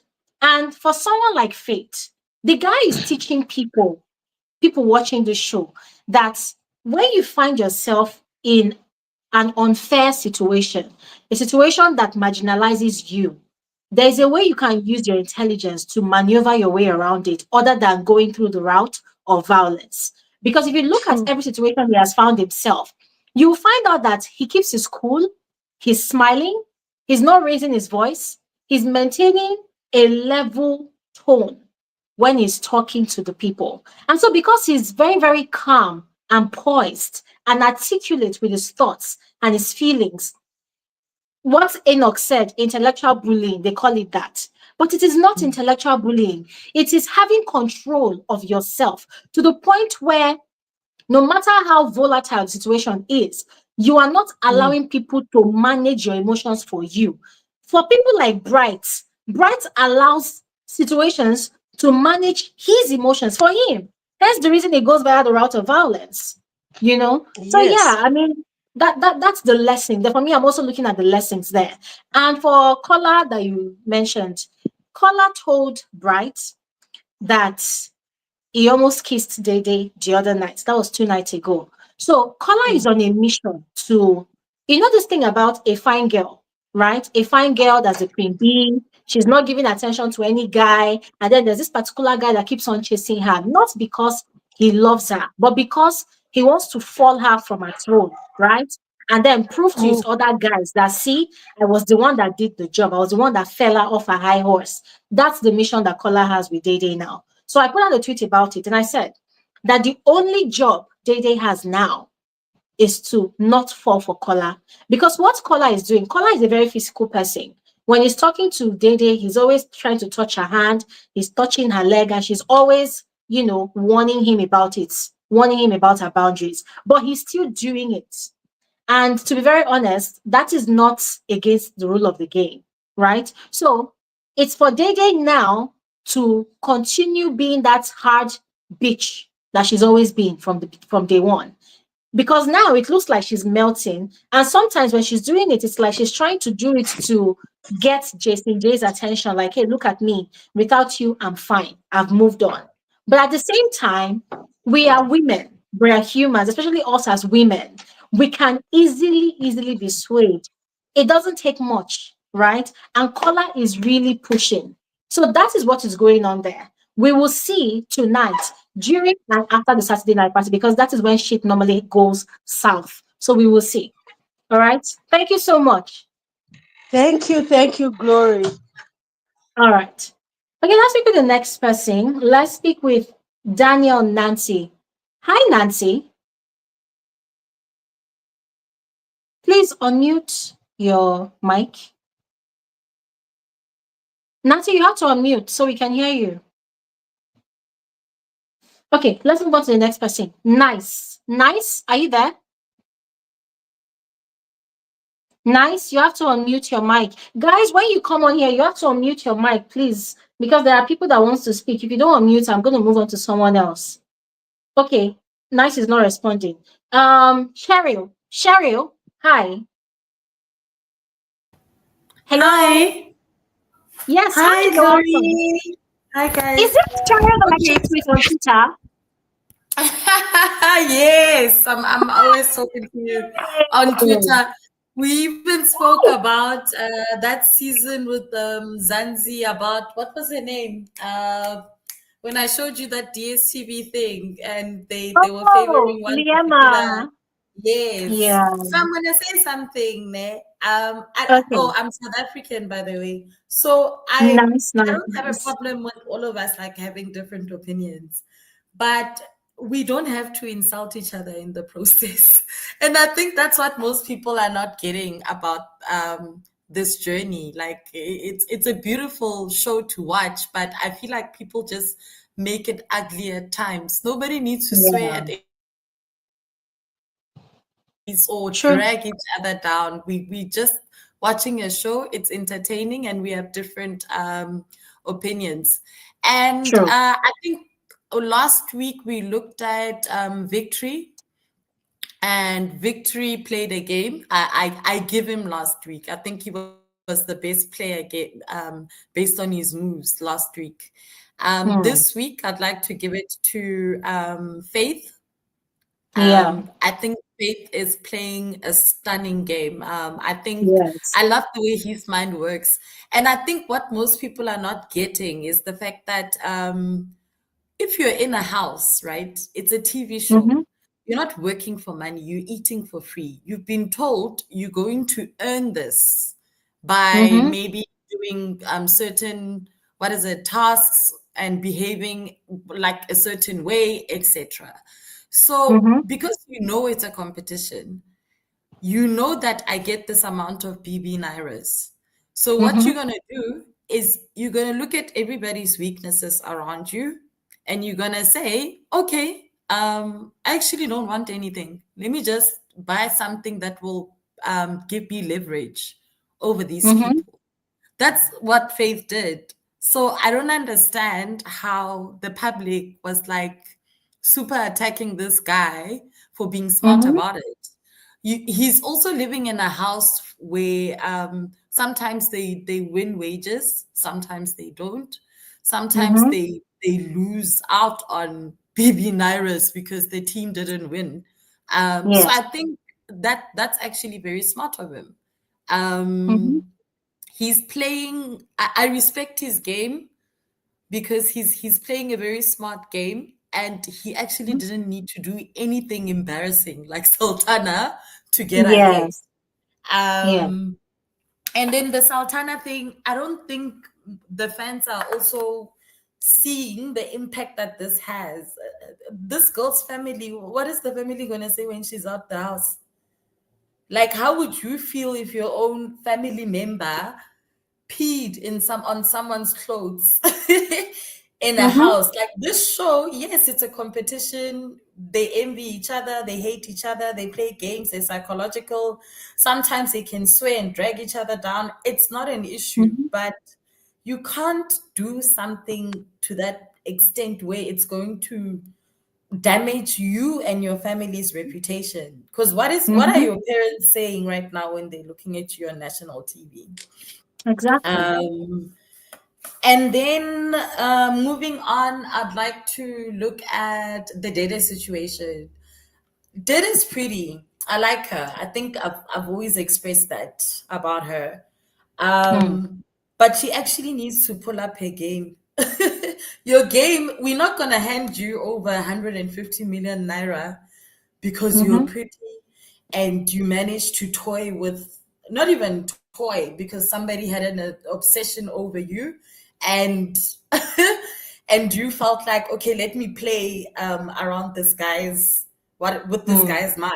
Like that's not worth 150 million naira. As much as I love Dede, I'm going to give it to her that no, she's not. She's starting to fade a bit for me, and it's getting annoying. Somebody can't be peeing on your clothes and you don't have a reaction. Ah, We that didn't thing put you pissed in me the off. I'm house. not gonna lie. We didn't put you in the house for you to not have reactions. What are you doing in the Yeah. house then? Like, what was that? Okay, you are demure. We get it. We respect it, but up your game. And then I think for the past 2 days, I've been getting attacks under your chats, under your posts on Twitter that the Mide situation. Guys, I'm sorry to say this. Mide is just pretty. She's boring. I've said this several times. There's nothing to her, literally. The only interesting thing that she has is her bright situation, and then she's trying to portray this perfect loyal friend, but she's doing things behind Dede's back. You can't be like, oh, friend, I don't know what's happening. I don't know. Go talk to him. Okay. Dede goes and speak to him. Okay, no, I don't like you. I don't want you. She goes back to Mide and be like, okay, this is the conversation that we had. I've expressed I don't want him. And then she now goes behind her back and goes to what's his name, Kola, and she's like, no, I think you should push. I think she really likes you. That can also not be worth 150 million naira. So I'm also feeling like, as much as we said this season, like we don't give shits. Play your game and do your worst. But there's a Absolutely. huge difference between peeing in someone's box. That's a disgrace. We can't touch Yes. that.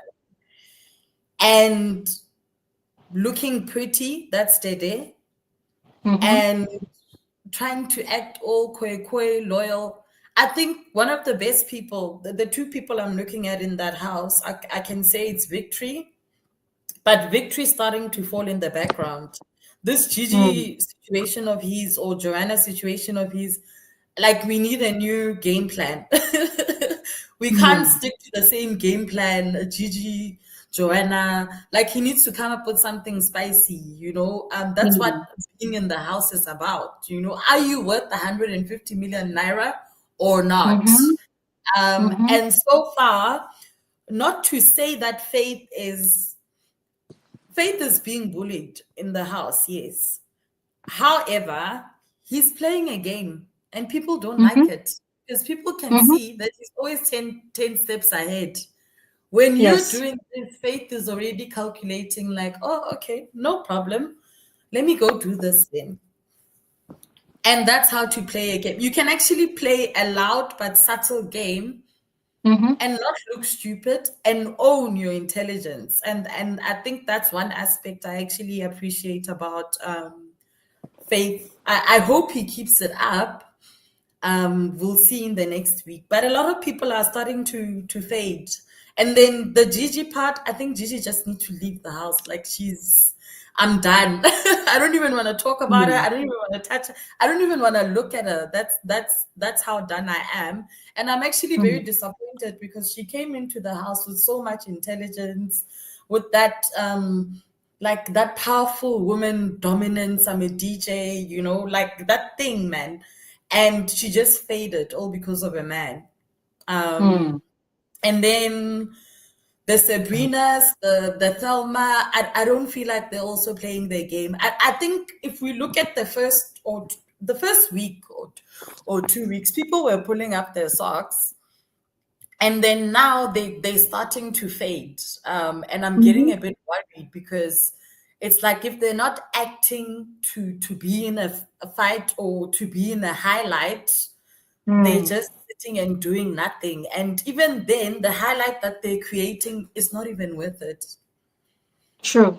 So I think I'm getting worried with versus how we started. We started off very strong. And then now things are just starting to fade. I don't know if anybody's like feeling that way, but that's my current perception right now. So yeah. Thank you that's all I so have much, to say. Terry. Thank you so much. As a matter of fact, there was Sure. something you said that I absolutely love. Is their game worth 150 million? That is Yes. very, very deep food for thought because this is what we've always been saying. I don't think viewers actually look at these things enough. Viewers don't even, a lot of viewers, let me not say all viewers, a lot of viewers, they don't look at these aspects enough. They just look at, oh, pretty face, and oh, I like this person. I gravitate towards this person and boom, they want to give the person the money. If you notice, last week, Saturday, when we gathered here, we talked about faith and somebody asked me a question that, oh, Glory, is it enough for somebody to be intelligent and just win the money? And I said it blatantly that it is No. not enough that Faith is intelligent. He does not deserve the money just because he's intelligent. He needs to Correct. actually play the game. And it was Yes. as if Faith heard us from inside the house because Mm. this week he actually played the game. He And a lot of played people are it. going to ask, yeah, a lot of people are going to ask, how did he play the game? Well, he used every weapon thrown at him from these other housemates against them. And it resulted in Correct. what? Bright getting 2 strikes, this other one getting a final warning. Come on. He played the game. He achieved something, right? He actually So knows how that's to what trigger them. Yeah. He's exactly. actually Exactly. calculated all of them. He's calculated all of their weaknesses and he's getting them one by one. I'm actually Exactly. looking And do forward you to know how them he next knew? week. Do you know how he knew Yes. their weaknesses? It now goes to show you where his intelligence started working for him. From the very beginning, he's been having conversations with people, asking questions. So all those information he gathered that we said, oh, what is Faith going to do with this information? That is what he used this week. He used it So you against see, them. Mm. exactly. So that's him playing the game. As for Dede that you mentioned, I totally agree with you. And when you talk about a reaction, a lot of people think that a reaction could be she going to go and fight Sultana. There was something we saw at the start of this season. Aura for aura, cry for cry, tears for tears. If somebody were to pee in my box and I already have this reputation of being posh, classy, elegant, come on, I will shed tears, oh. And because I know that the cameras might not show my tears, I will carry a pot. I will be banging it inside the house. You people should come and see, oh. You people should come and see, oh. They peed inside my box. They peed on my clothes. Go and stay on top of that. You see that podium that leads to the exit of the house.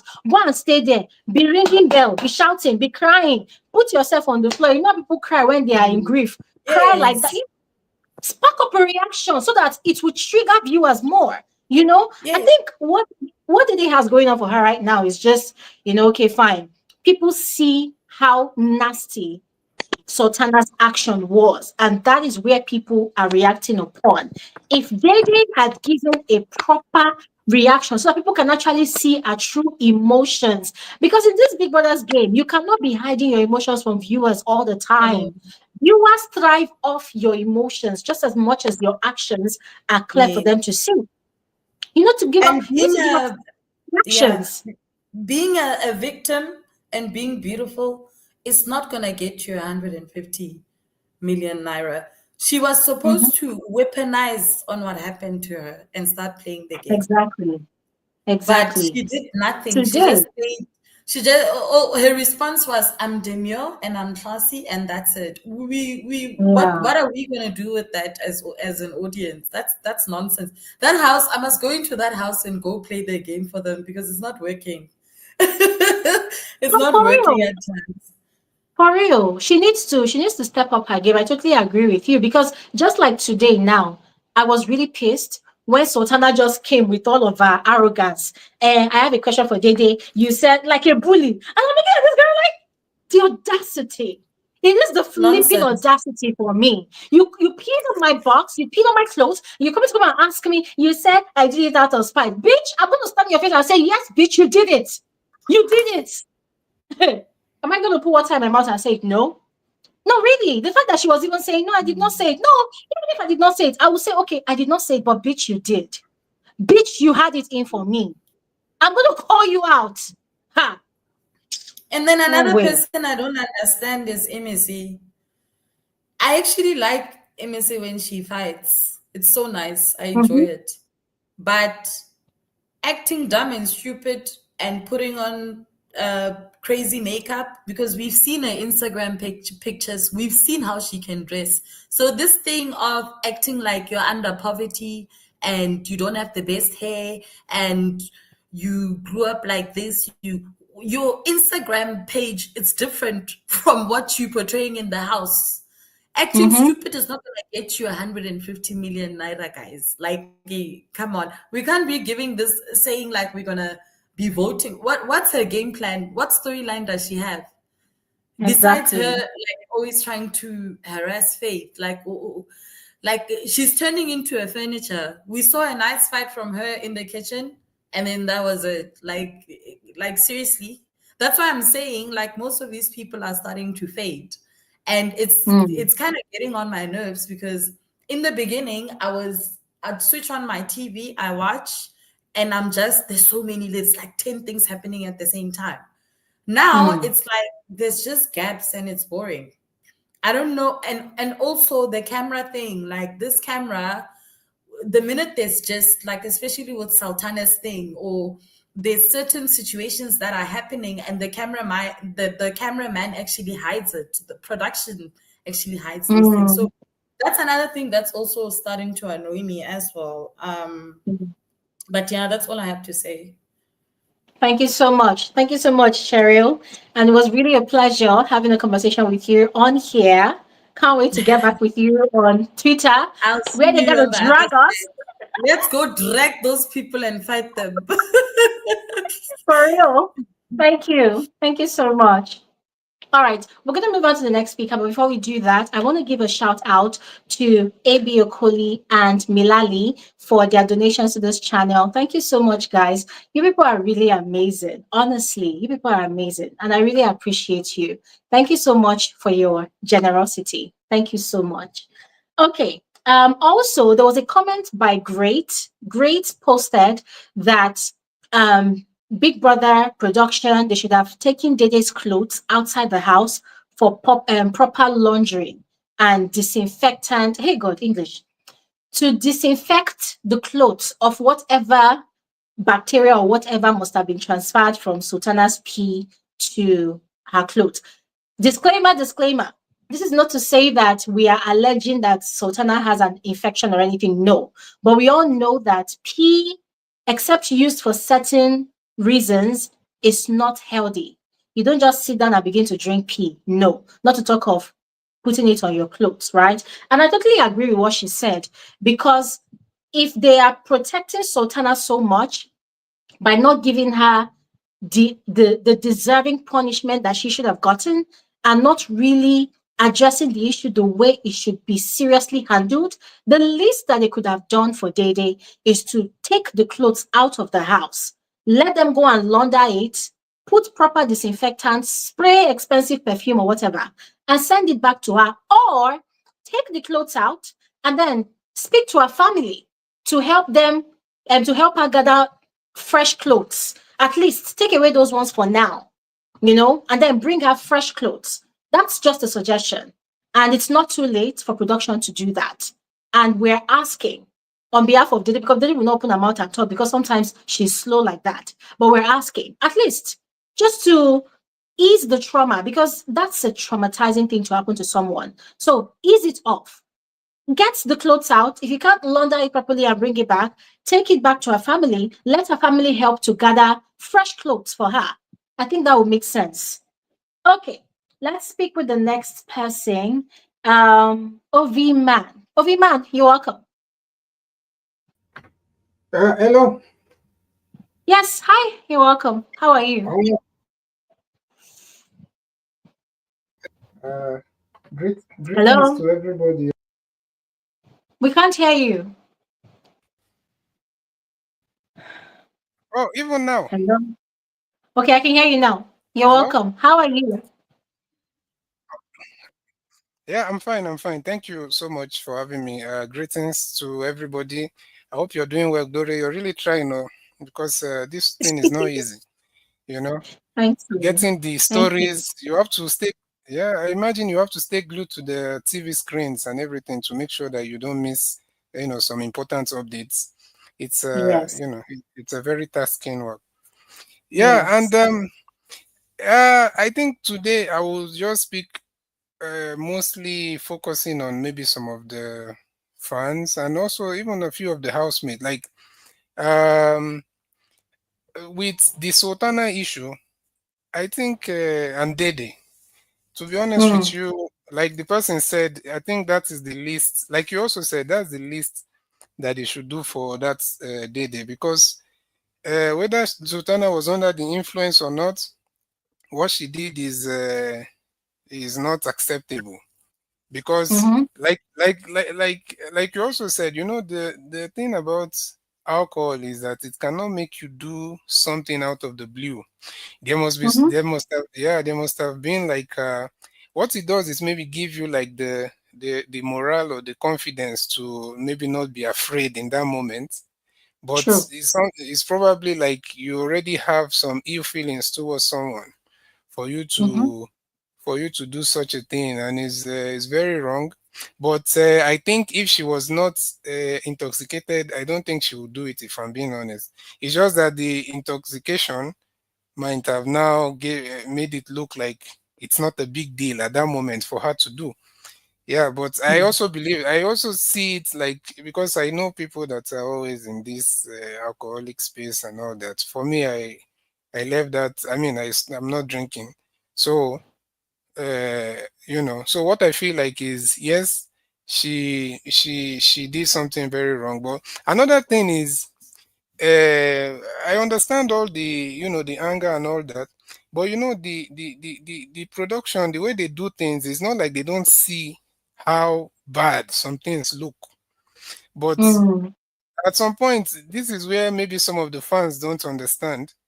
Uh, at some point, they have to also water down some of those images, kind of, because of they want people to be able to also come to the show. To be honest with you, if everybody starts behaving properly, there will be nothing much to talk about. The last season, right? So, Mm-hmm. and that is part of the reason why, as much as they are going to punish that person, they're also trying to make it easy for that person mentally, so that they don't have to feel like they are regretting their entire decision to even come to the show, because they But also don't what want. about the mental health? What about the victim's mental health? Yeah, the victim mental health is also very, in fact, it should be the priority. But I feel like also for the victim mental health, they might have a better. It's easier for people to be on your side when you are feeling down than when the whole world or most of the people out there are against you and you're also feeling down or depressed. So the victim mental was obviously that's the number one. But at the same time, because they understand the show itself, as much as they say it's a real life, what's it called, real life social experiment, at the same time, the people there are not 100% themselves. In fact, I don't think they are. To me, I don't think they're even 50% themselves. Look at someone like Faith now, like in the way it started in the first week, I think second week, then the third week, he switched to another dimension of himself. So, meaning at some point, they can people should know everything they do also is kind of performative in some way. Like you see some of the fight that Thelma is bringing about, because they also want those conversations. These people are told every Sunday that if you're boring, you're going home. Ebuka keeps reminding them, all of that. So the point is, yes, it's very wrong. In fact, it's not safe. It's unhygienic. And like you said, it's in the African society, in Nigeria particularly, things like that has some very strong spiritual interpretation. Of And course. yeah. So that is not acceptable. But I feel like they also don't want some. They're also trying to kind of protect that person's mental health, because sometimes you've messed up because it's already on national TV. I'm sure she's imagining how people are talking about her and all that. Yes, there should be punishment. I even think she should have gotten a strike, maybe one strike, to Mm-hmm. be honest. Mm-hmm. I wonder why they didn't give her any strike at all. I think she should have gotten like one strike or something. But at the same time, they wouldn't want that story to be like too predominant, or maybe like make it look like the show is kind of trying to make sure that she, you know, because that's one thing also the fans should understand, that these people didn't go there to destroy their lives. Not just, I'm not talking about Sultana now. I'm talking about like generally. No matter how much they try to put on a show or entertain people, they also have a life. And that's why no matter who you're supporting on the show, as a fan, you also need to understand that these people, most of the things they did there was performative. They wanted, like, they want to make people, the house, they want people to talk about them. They want all of that. So at the same time, just take the whole thing as entertainment. That's how I look at the whole thing. For me, oh, yeah, just take this whole thing as entertainment. Because like for coming to Faith's issue, like Faith obviously, um what they did, and I don't know why these housemates have never learned from the previous seasons. I think or are they bringing people that are not watching the show? Because they are supposed to understand that once two people, even if the person they are talking against is wrong, once two people or three people start attacking one person, they are helping that person's game. True. Like it's very clear. That's basically, if you ask me, that's basically what made someone like Elebai to even win. Like Mm-hmm. when it looked like is it Ike? What's the name? Yeah, I think it's Ike, and the other Mm-hmm. one Pere. Or when it looked like there was like Shame. a kind of people, on her. Then before you know, she rode that wave, and she was very intelligent. She's very smart. That's Elebai. I remember that Mm-hmm. is it the All Star season and all that. And the same thing, similar thing also happened to Lekon. Lekon won when it looked like, oh, they are rejecting the poor and the short and smaller, whatever. Erica, in fact, Lekon should go and thank Erica at some point.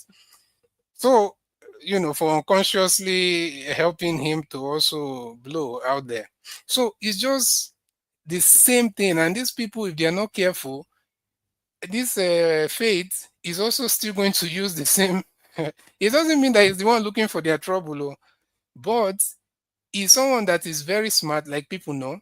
And I'm sure he has analyzed, he knows that they are going to try to pick on him for his height. Even when he's having conversations, he says the same thing, that the people, he has always been trying to prove himself because people look at him in a certain way.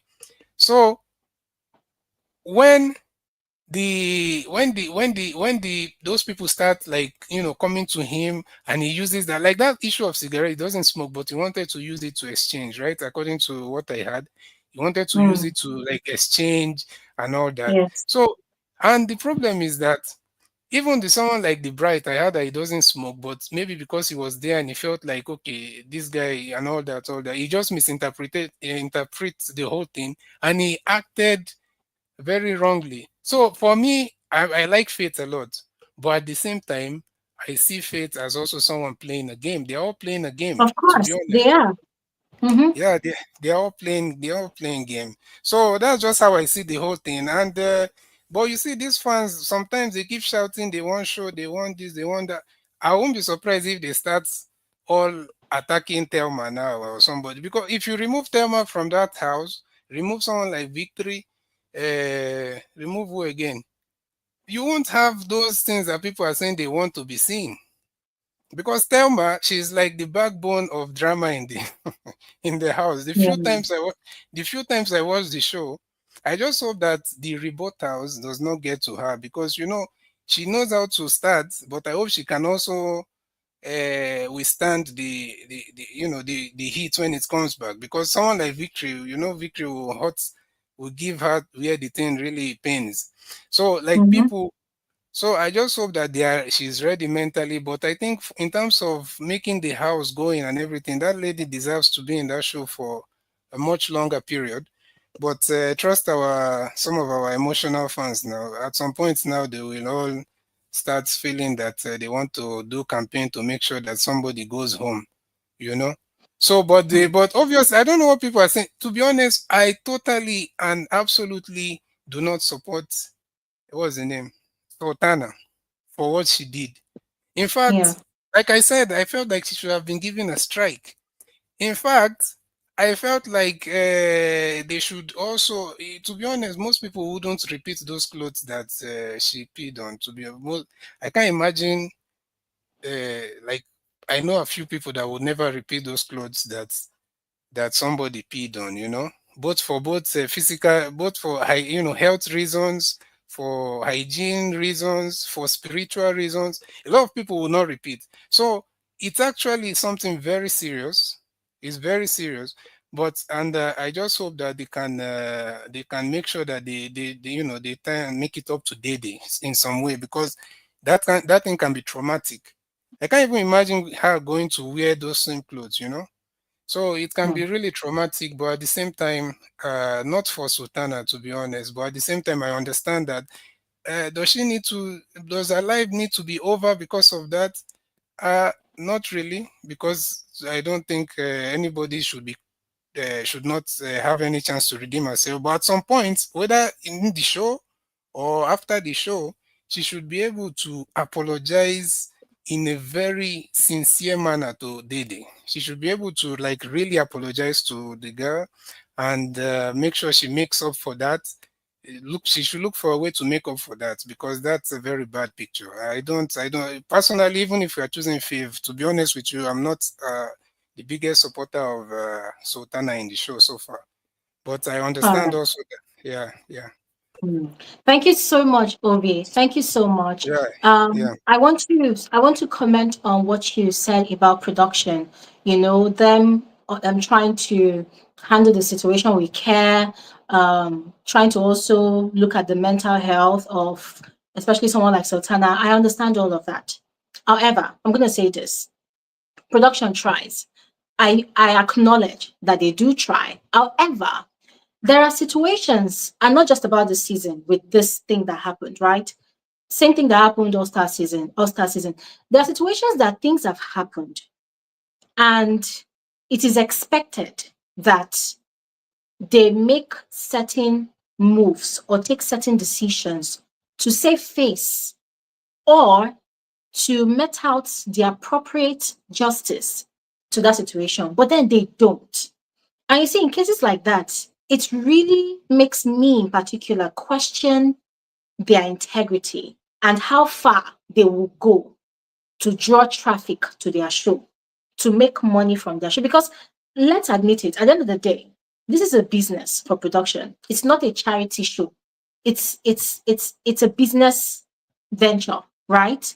If not, you won't be seeing all the sponsor tasks here and there. It's money has to be made. Sponsors and partners, they must get value for their money. So we understand all these things. However, I don't know who is in charge of making all these decisions as to how housemates gets punished. But I'm going to say this, that sometimes they get it right. Other times they really get it wrong. They really shoot themselves in the leg. I'll use the All-Star season as an example. Alex and Ike. You see that thing that happens that Alex was punching Ike in the face in the pool. Till today, nothing was said about it. There was no reunion. So yeah, it wasn't addressed. And I remember that year, that season, I spoke to somebody that, was affiliated with the show. I asked this person, I said, did you people see what happened? I know people did, but did you see what happened? How are you addressing it? What do you intend to do about it? And the person was like, oh, they have to also be considerate of the housemates. They're trying to handle it with care, blah, blah, blah. But for me, I felt like where you people think you are trying to handle a situation with care, you're actually doing more harm than good. Because let's say, for instance, you're trying to handle a situation with care. You're trying to take into consideration Alex's reputation, right? You don't want people to label her a man beater, a bully, a violent person. But you cannot erase the image that people actually saw play out live on TV. You can't take it away. The narrative already is there. Alex created that narrative for herself. Aside that, Alex had been threatening guys in the house like, Pere, I'll slap you, I'll beat you, I'll do this. That is her already portraying herself to be a violent person, a physically violent person. And then after all the many threats, she then finally gave multiple punches to Ike. So she already, with her own hands, created that image for herself. Now, Ike, on the other hand, yeah, he's a guy. And as a man, a woman handled you like that. So Ike was crying that night.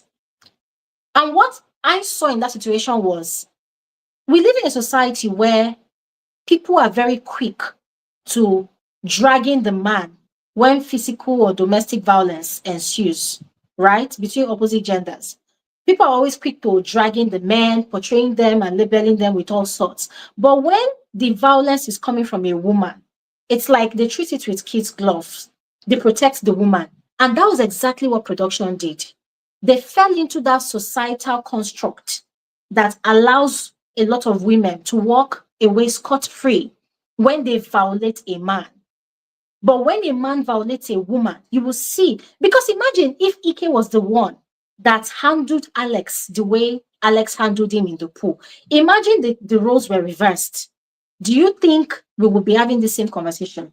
Ike would have been automatically disqualified.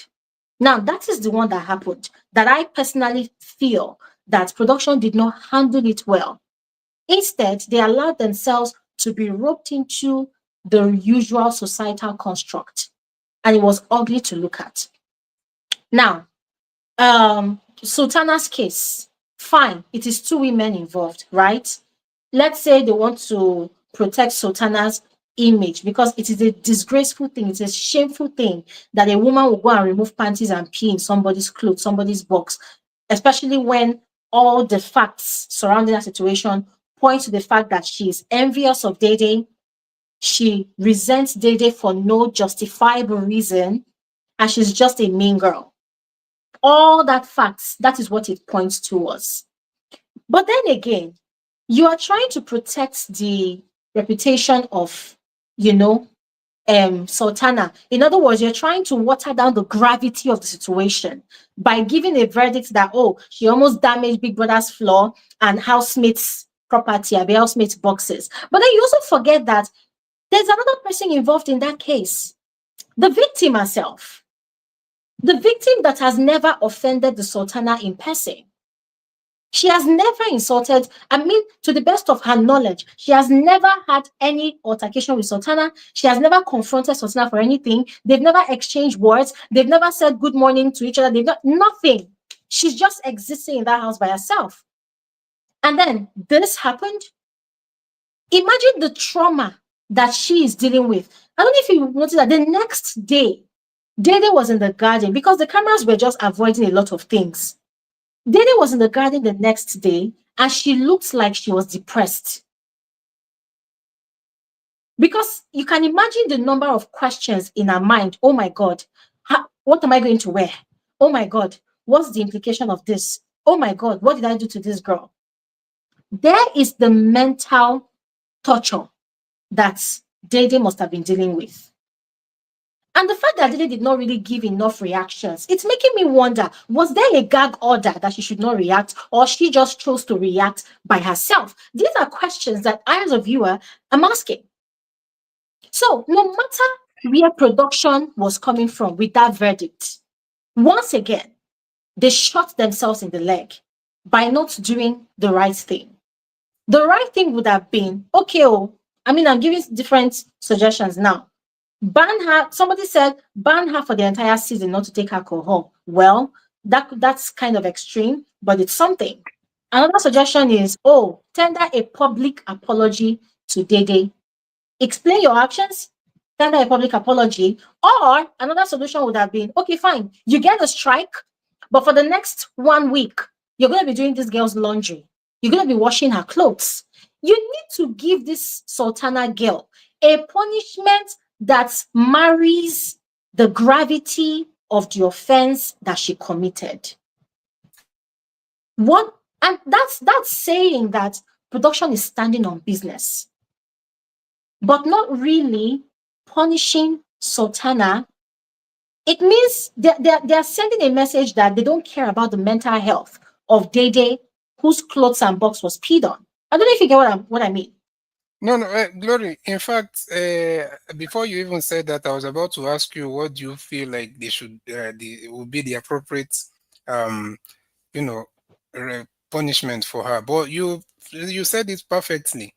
They should make sure, something that at least can also make it look like the what she did is very wrong, like Mhm. that thing of, yeah, washing, maybe doing laundries. But I still insist, I'm telling you, maybe no one should get me wrong, I'm still insisting that even I wouldn't advise even my sister or my anybody I know, friend, to just go and take those clothes and start wearing again. To be honest, True. I'm just imagining like the way I am right now. Maybe I dry Mm. one of my clothes somewhere, somebody go and put urinate on it. I don't know how. If there's maybe if there is a way of using chemicals to wash, yeah, maybe that's the only time I can use those clothes again, but I would never just easily go use. So I feel like, yes, they should do that to her, like she should be able to. And I'm surprised why she hasn't apologized today. Has she done? Maybe I've not seen the maybe I've not watched that part. Did she It apologize wasn't today? shown. They didn't show us all these things, but she said she apologized. Now, Dede said in a diary session that that night when that whole thing happened, Sultana did Yes. not care. Like the girl was just acting nonchalant. And then the next day, the Yeah. same thing. It took Ibi Fubara to go and talk to Sultana. And then later, Mm. at her own time, she now came and said, "Oh my God, I didn't even know what I did." They said and she didn't even ask about Dede's clothes. She just, "Oh, Mm. sorry, I didn't know," and that was it. A very flimsy apology. Yeah, and I think Sultana doesn't even have an idea that this girl is one of the best friends she could have. What's the name? Doris. Because Doris is, I think she wants maybe a friend that will be more of accepting and doing anything that, just accept whatever they do. But Doris is more of a friend that will kind of talk to you and maybe hold you accountable at some point. And True. because the Doris said, I had her saying how she was the one even washing the clothes and always trying to push Sultana to do some task. And Sultana was saying that Doris is kind of prefecting her and trying to make her Mhm. like control her in the house. And but I think some people like that needs those kind of friend. But I feel like maybe Mhm. in that space, she will probably not realize that until maybe she goes outside and people, she hear from other people. So yeah, like I support you 100%. Dede All should right. be she should be really taken care of, and to give her that that assurance back. In fact, if you ask me, I think like the show should ask her some of the clothes she need and they buy new ones for her. To be honest, I feel like they should do that. Yeah, okay. If we're being honest, can't they do that? Can't they afford it? I No, no, don't no. know. They can. They should ask her now. Yeah. How much are the clothes? Will it be more than 1 million? They can just decide to do something like that because that Mhm. would be something that Dede would maybe like feel much better with, if you ask me, though. Mhm. you know so, All but right. please, generally, fans, no matter who you're supporting, I feel like people should, apart from the Sultana situation now, people should kind of take some of this whole thing as a show and as entertainment, and people Yeah. shouldn't feel like and also I know that faith, yeah, but at the same time, we have seen so many people go through this this kind of a strategy and go too far in the show is good, but at the same time, you should understand that everybody is playing a game in the show. Everybody is Okay. playing a game. Yeah. All right. Thank you. Thank you so much, All Oviman. right. Thank you so All right. much. I really Thank appreciate your contribution. All right. Before we move on to the next speaker, I want to give a massive shout out to Great and Belema Tamuno. Thank you so much for your donation to the channel. God bless you guys abundantly. I am grateful for your generosity. Thank you so much. Yeah. Okay. Let's speak with Theophilia. Hi. Hello, you need to unmute so we can hear you. Yeah, hello. Can Okay. you hear me, please? I can hear you. Hi, you're welcome to the conversation. Hey, How are you? thank you, Glory. For the first time I'm speaking to Glory Live, I am so excited. Woo! I'm speaking from Ghana for the first time. Oh my God. Yo! You are my big Thank fan. Every you. day I will follow your videos. When I miss it, while I'm driving, I am listening to you. I am at the Thank office. I you. sneak to when I'm eating. I'm listening to Glory because you give us everything we need in Big Bro. Thank you. Thank Okay, you. so I'm glad. And then just going straight to the Big Brother, I think that's taken up from Dede's attitude towards the whole issue of Sultana peeing in her box. I think that she's not even helping herself. She's not helping herself by keeping quiet because I am looking at it like that most of the people who are thinking that I can see a lot of doubt going through people's mind for those who are tweeting and saying that she's been vindicated. Some are thinking that it never happened. Some are attributing it to alcohol. I'm thinking all is happening because we are unable to see the video to be sure. We are only hearing it from the Mhm. housemates. But if Dede was able to come out and then probably react, I mean, peeing into your things. I can't even imagine it. That my child pee into my clothes. Even I can't even wear those clothes. And then you keep quiet and you are acting as if all nice and making us we viewers who will struggle to defend you. So she should have taken this as one of the most, I mean, the biggest opportunity to even get herself. Get herself. I mean, how what am I saying? Like she should have used this as an opportunity even to play her game better. Because Hmm. if she had come out, we had heard it from her own mouth complaining. If I were in her position, I would have been calling out even Big Brother that I cannot wear those clothes. I cannot wear those clothes. My clothes has been peed on.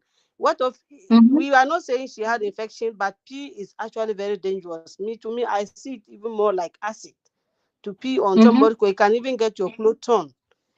And I don't want to. What I want trying to say is right from the beginning of the show, the very day they launched this Big Brother season, Sultana came into the house.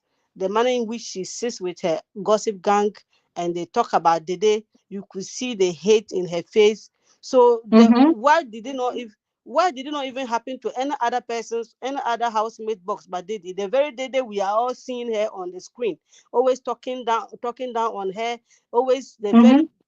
least opportunity they get, it is about Didi. Then we hear that the same among the same gossip gang, one of them is coming to allege that she has peed in that same girl's box. It is for me, it is she was targeted, Mhm. and and I think that people should please. I mean, wrong is wrong. Even she could be your fave or whatever, but what is wrong is wrong. We should be able to call her out for that. And then I am actually honestly disappointed with Big Brother for the punishment he gave to her because it was not enough to pay for the damage that she has caused Dede.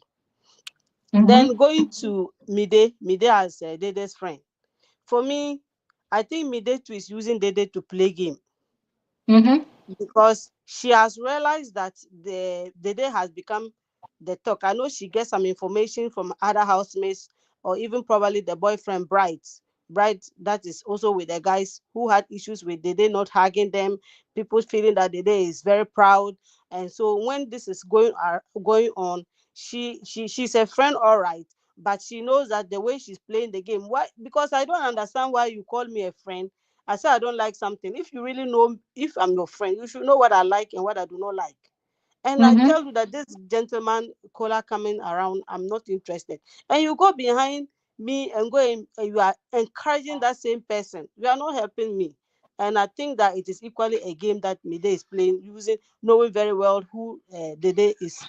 I mean, Dede might be viewed as somebody who is this, that. So if she does that, she'll get our attention. And she's getting the attention that she wants. Moving Hmm. on to, I just want to summarize the whole thing because I've been waiting for long. Mm. And then moving on to Faith.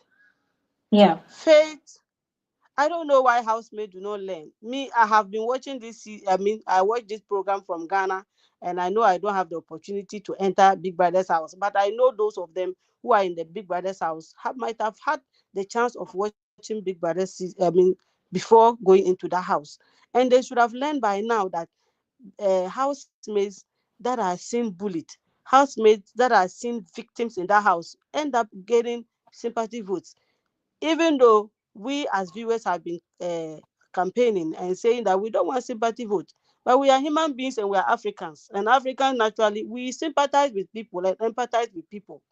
And so Yeah. when you see a housemate being bullied like the way they are doing to Faith right now, whether you like it or not, naturally you will just be, oh my boy, oh my god, this boy, why are they doing this to him? Because we are seeing that he's not doing anything bad or anything wrong, but they are gagging against that particular housemate. So Yeah. naturally our hearts will be turned towards that particular housemate. And if you True. have voting opportunities, you will vote for that housemate. An example is Ilabaye. Ilabaye, during her own season, did not even make any impact. I don't think many people remembered her. But when she came back for the All Stars season, what Ike or what is her? I don't know. I'm not familiar with the Nigerian name, so forgive me if I am crucifying anybody's name. What Ike did to Elebaye played a very significant role in her winning because people were sad. And the manner in which Elebaye reacted very calm, she saw herself as a victim. Everybody saw that, oh my God, this girl is very young and she's being bullied because of her age. She's being bullied because of probably her social class. People were like, okay, then this is the one we will vote for. For the very first time, it was Elebaye season that me I voted from Ghana. I have been Mm. watching this thing, but I've never been able to vote. But this time I voted and I started calling friends who had voting opportunities. I know those who were using DSTV to vote for her. I campaigned in Ghana for her to be voted for because of what she went through. And then if you look at what's the name, Fina's season, Fina, I attribute her win and then her growth in the program, I mean in Big Brother's house, to the fact that she was being called street girl. If you remember this Yeah. Bella Yeah. calling her, she's from the streets. And what Mhm. happened? The streets, the people who felt that they were also part of the street, I mean, from nowhere, the support went so high, and she eventually emerged. So if I was in Big Brother's house right now, I would have learned lesson from that.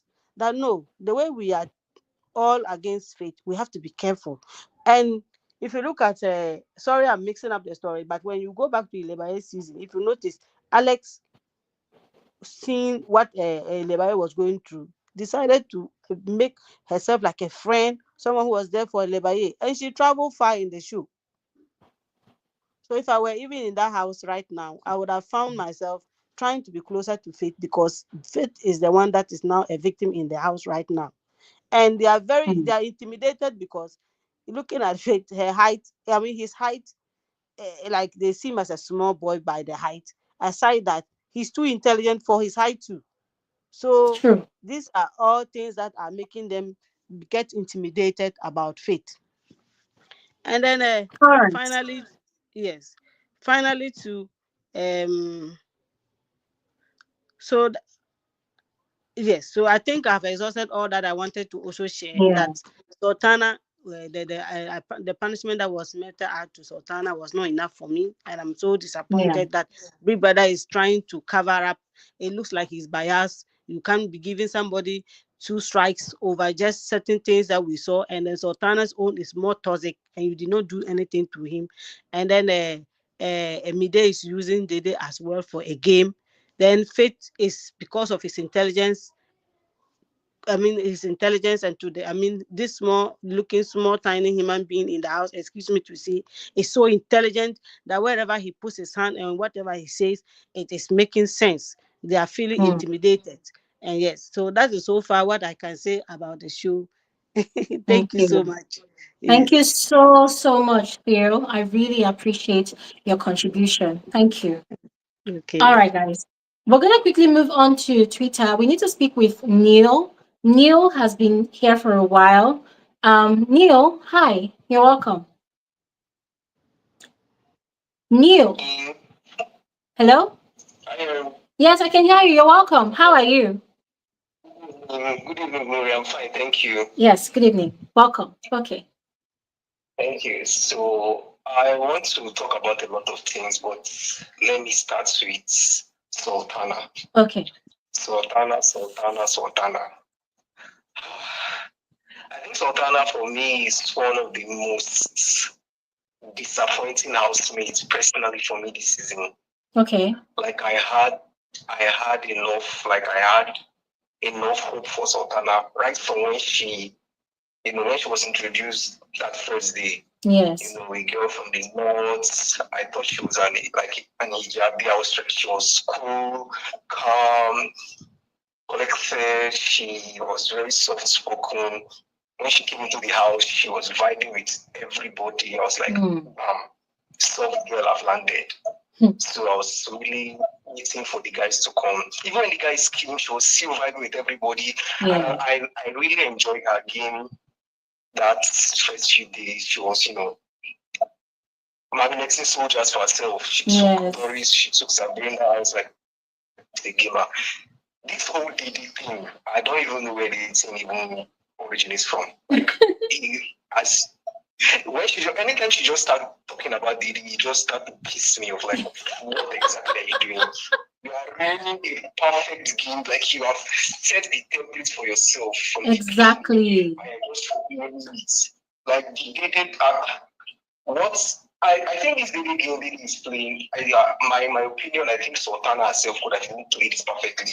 Like Sultana would have been like a yin and yang, two sides of the same coin. Like if she really wanted a female rivalry, they say way to go about it. She just came off. Okay, just go and look for a reason to eat it. Go and look for a valid reason to eat it. And I even wanted her to even go and go and look for an issue with it, but all what she was saying was not even making sense. Like you're saying, the one that pissed me was when she said Dede does not have debt. I'm like, wait. And I can't give her a one dick away. Which debt are you? Like of all the female housemates, I think Dede is the most intriguing. Very intriguing, very mysterious. I love what they did when the guys came, when she refused to hug them. Yeah. She made sure that in each guy's head, they must be thinking, Dede. Yes. And it worked out perfectly for her. Yes. If she didn't do, I promise you, Dede like hug the guys. I promise you, this storyline would have been dead from the beginning. But Bright, his ego was hot. Jasonjae ego was hot. All of them, their ego was like boost. All of them. So we're like, this big, she didn't hug me. And Kola, Sabrina, he didn't hug me. Sabrina come home. She didn't lose with touch you. She gets me, so I say, from where to where? Okay, that one pass. The debts that Sultana said Dede does not have. I was even expecting Sultana to now show us the debt she herself has. Exactly. She's not saying anything.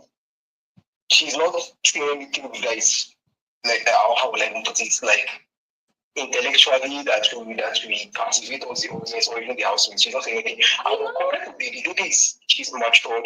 She's emotionally aware. She's very self-aware. Yeah. When you hear Dede speak, the way she sets her boundaries, like how she's clear. I'm not hugging you. I have a boyfriend. Like anybody she's so like you want to know it. You want to know more about Dede. Exactly. Now we don't know Dede have not told us what she studied. And we even myself, I'm even into her brother, anything but Sultana. Dede. Yeah. And if Sultana wants to follow Dede, then she should stand on her 10 toes and follow her head on. Why is she going by the corner? Last time they asked her, what's your qualms with Dede? Oh, I think no, I don't really count with Dede. We have just different personality. Of all the things I've been saying, the sugar baby, she has pride, she does not have debts. You forgot all this one to say. Yeah. She started on if it's what you want to do. And I'm really and Big Brother Nigeria fans will always be Big Brother Nigeria fans. So I'm like, okay, she already has a cult following her stance. Yeah. This peace situation is when I just decided that, oh, she see this Big Brother Nigeria fans. We're not ready to watch this Big Brother. Like I don't think we have learned our lessons from watching previous. Like this peace situation is clear as daylight. Even if you like Sultana, even if you love Sultana, at least even if you don't call out anything, this key situation, you just call it out. Yeah. Even for Sultana herself. If you said this thing you did is not intentional, or you didn't have you had no spice for it, which was not a lie. Even if let's even assume it was not intentional, it's the way you approach Dede. You go, oh, I'm really sorry. This was not what I intended. I was really high. I'm very, very sorry. Please, what can I do? Like they say, wait, you're going to, if it was Mide that did to Dede, Mide will go and apologize. If it was Mensa that did to Dede, any other housemates, they will go and apologize to Dede. That's why I believe that Sultana, even if she did not intentionally do it, it was something that was on her mind, or she knew that she did something wrong. Because when she was having the conversation with culture, I remember in the kitchen, she was self-aware to know that it looked somehow. She said the optics of it looks bad. That the optics look as if it would be intentional. If you know that that's how the optics should look, why not just go apologize to the person you did that for? Exactly. Now they're trying to he's doing I want to go and pay my fees, I want to pay my fees. And I was really surprised that Dede did not act any like she was really calm. I was really shocked. And as I said earlier, when I tuned in, the former cast members of BBNaija and they are tweet about Sultana and the victim. Like from where they have Sultana don't take on victim. Exactly. That thing can destabilize like your mental health in that confined space. That's even when I was even looking back, I don't even think I can even wear that clothes again. Like for me, it's very, very I don't know. I would say Sultana like she of all the female housemates that came in, Sultana was the one that was like this debate to watch out for. Like she was giving everything she's supposed to be. In Northern beef, she's tying her hair, she's soft, she just came and just scattered the thing. The next household I want to talk about is that I think it's you. It's Thelma. Auntie Thelma. Thelma. I saw someone was saying, someone earlier, one of the people that was talking said, this is Big Brother, we should not come and be dragging people, bringing entertainment, blah, blah, blah. Even if I agree, but we need to call out Thelma. Yeah. So. And I'm not even that angry with Thelma per se, but I'm angry with the housemates enabling Thelma to get away with this with speaking passive aggressiveness she's in the house. True. She's really like the people she has issue with in the house. I've noticed. Okay, why did she have like the Isabella thing is very strange and it's very weird to me. Like how both of them had this. Where did you originate from? Like, what caused this rift? Because from what I saw from the beginning, Isabella and Thelma, they were a little bit close from what I can see. And you want head of house, you go and pick Kaikumi. You have not formulated excuse in your head. You have not formulated what you're going to tell your housemate, what you tell us the audience, what you're going to tell people. You just talk about Kaikumi. No, for no reason. Explain now why you not pick the Kaikumi. And the way she was not acting was as if like Isabella is crazy for being mad or crazy. Yeah. Of course she's going to be mad. Isabella told you about Kaikumi and how they having issues and this blah blah. And we were advising, we gave her a shoulder to cry on. And she cried and she was like, and you won't hear the fans. They say, we were saying, Thelma, who do you want as guests? You know, 2 seconds, take Kaikumi, you pick Kaikumi, and you expected the babe to like be smiling with you. Of course, you will feel some type of way. So now, After all these bats, after she has give 72.5 reasons why she didn't she wants to sleep over, she wants to be the CEO of the world. Oh, can you come this, can you come that? That's between her and her. She only her notes are reason for people can come in. Now to do now, she's not having issues with compare, she's not having issues with $6. She's not saying, oh, 29 years old woman, they go pick, they go follow 35-year-old boy.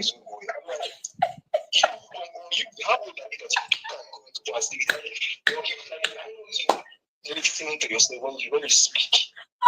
Hypocrisy, like it was just pissing me off. I know what was pissing me off is that I enjoy Kelma. She knows how to talk, she knows how to pray. Yeah. She's very generous. But the other household did, like just like how Armenians, so like can't you confront her like, oh, and see this thing I'm saying, it does not make sense. Now today she's not saying okay, she knew Kaikumi stole people's bread. You didn't say anything. He gets quiet. You can side with him. Good at time. Everybody's feeling on me. If today now you're having issue with Kaikumi, you're not bringing that thing up. And everybody thinks you didn't even confront with Oma. Okay, you're telling us that what we're not so. So what are we going to do now? We should not fix Kaikumi. You are among the issue, and that's what she has been doing. When she has an issue with somebody, she does not have any clarity what she has issues with. Exactly. You did this. Auntie, why do you have issues with this? Why do you have issues with Kariko? Why do you have issues with Imisi? Tell us. But instead, you say, Imisi, when 2 years ago, Imisi put also on top of Kariko's bread. Auntie, that's what she asked you. Why do you have like, what is the reason you have an issue with? Exactly. This auntie. And she rubbed me up the wrong way. I don't know if anybody will remember the second day when the ladies were in the house. She was having a conversation with Victor. So in the way she was talking about her workers, it just threw me off. It threw me off the way she was. I was like, yeah. Auntie, you are in Nigeria show. Nigerians are not like this. The way you're talking about your workers. Well, I was like, okay, love and lie to her. And finally, I want to talk about faith. I didn't know that I'm going to like this audio. I think it's the only aspect that is giving me what you call serious joy now. Like, faith is giving me what I call serious joy. And I think of all the housemates, I think he understands this game from the beginning. When I saw him, when he was like 20 minutes to talk to this housemate, 20 minutes to go to this housemate, 20 minutes he make sure he talk with everybody. And this whole faith is intelligence. Of course, his intelligence is book smart, but what I like about faith is he's not only book smart, he's emotionally intelligent, and he's very self-aware. He's very, very self-aware. Absolutely. You know, when there's an altercation, when there's an argument, he's always calm. He's smiling. He's telling his points. If something is going to calm down, you see, just keep giving you grief. And this housemates, they know why. That's about carry money to go for your hand. Why are you people talking up against him? And it's not as if he doesn't know how to communicate or anything. He's very clear. He's going to explain. There's a lot of very sorry, but he's talking to Dega. It's like the thing he's saying to Dega is something this year. Yeah. Of all the things that I explained, this is the difference even people go to when he was having the discussion with people, the same thing with Ortega. The only people that kind of like there was a numerous conversation was when he had with Colin, Mide and Dede. Yeah. People didn't give them to their head really touch, but at least they listened and they it's sorry to give. And also, even when he's having this, he still gives an excuse for maybe culture. You see, sorry from his point of view. Yes. It was he's trying to say, this is not what happened. This is, let me even explain this. It's not making me angry, but I'm very sure that faces, even if he does not win the show, I think he himself, he has carried himself well. Who else again? Gigi Jasmine, like I think Gigi Jasmine, she's very smart. She's really, really smart. Really, really smart. And I commend her for what she did. The first day you guys came, she made sure her story and everything was clear. If Gigi Jasmine had not done, I think she would have followed either in Fubara or Dambuske, and they would have left the house. She made sure she coined her storyline, let everything is set for her. Yeah. I don't even think she likes Victory that much. That's my whole thing. I don't even think she likes him like that. She just knows that this is the guy that is going to help her further her storyline, further her scripts. Yeah. She latched onto it, but now it's getting stale. It's getting stale. She needs to be fast. She needs to go and find other things. It's getting really stale. Everything is out of the open. So the housemate, they need to teach that woman, especially needs to find other ways to make herself more entertaining. Another thing I have noticed this season is the production and camera crew.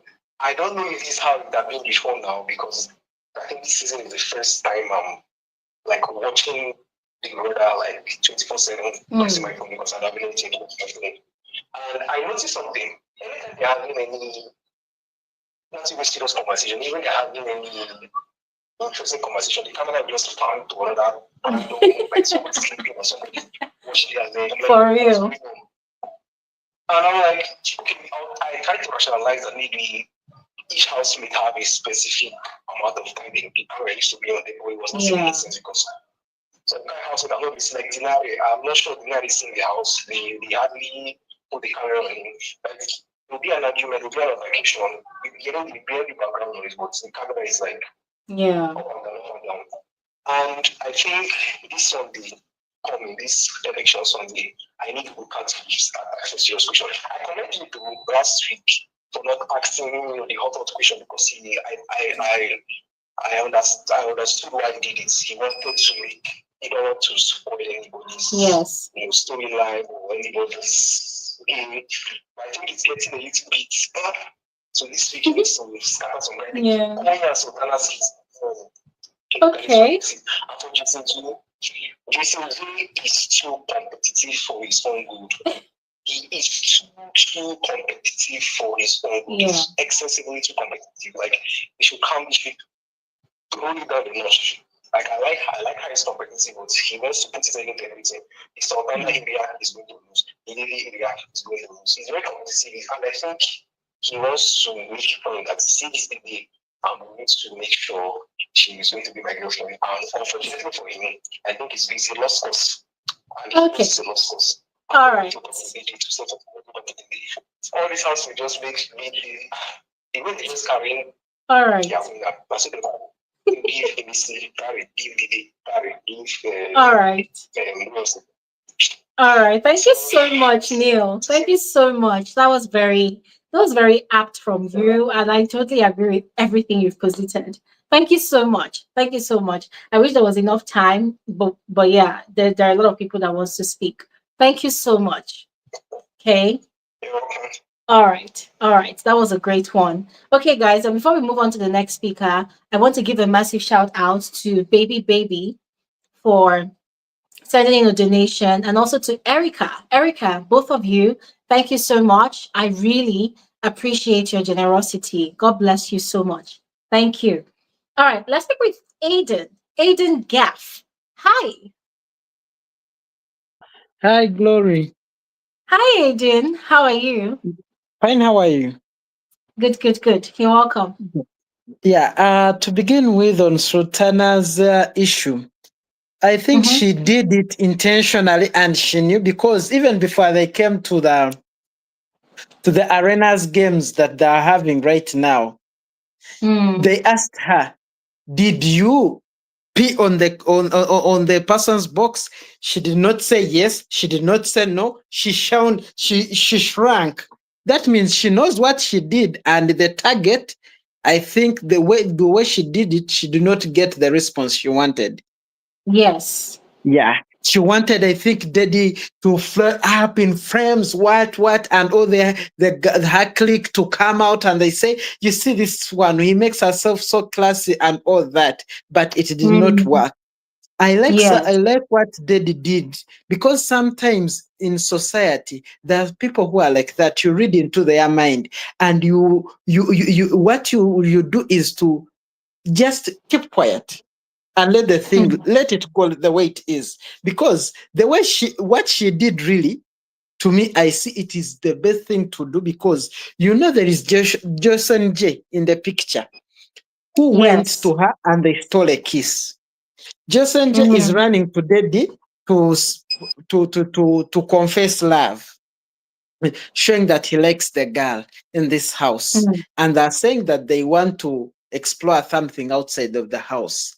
What does Mhm. that mean? That means that this person here, she really did what she did, Sultana, expecting a reaction, but she did not get the reaction that she got. And Mhm. above all, the people who were around there condemned her for what she did. It was really Yes. excessive and inhuman, actually, to do such a thing.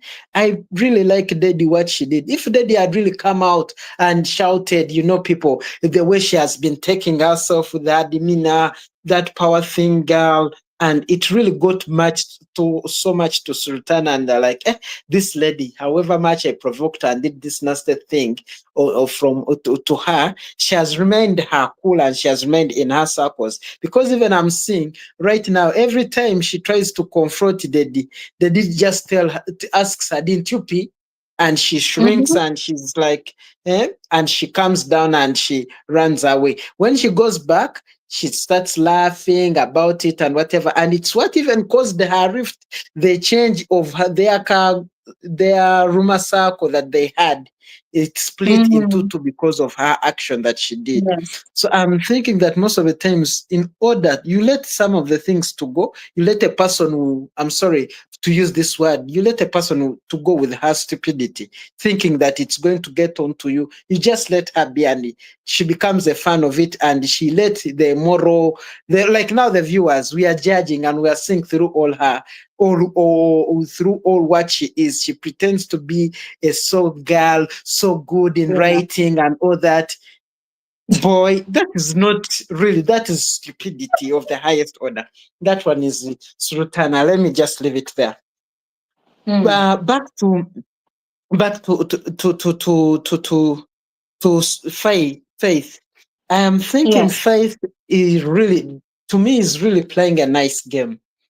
What do you Mm. do to people if you are really intelligent? You're not going to go into a shouting spray with them. Why should you shout back? Because what I've seen with the housemates, they want that one person. I abuse you, you're stupid. Then he comes out and says, you are an idiot times 10. And when a person whom you call stupid and he counters your thinking with intelligence, you really become threatened. And what I've noticed, every small, even what would have been a talk over, people want to weaponize it and shout above each and everyone to show me I'm good at shouting. I'm a good at a shouting match. What is Faith doing? He has noticed that, and even Big Soso, you see, he would come in and interject Big Soso when when she was abusing him. He would let her rant and go on, insult and insult. After insulting, she will just throw one word. Your head is like a box.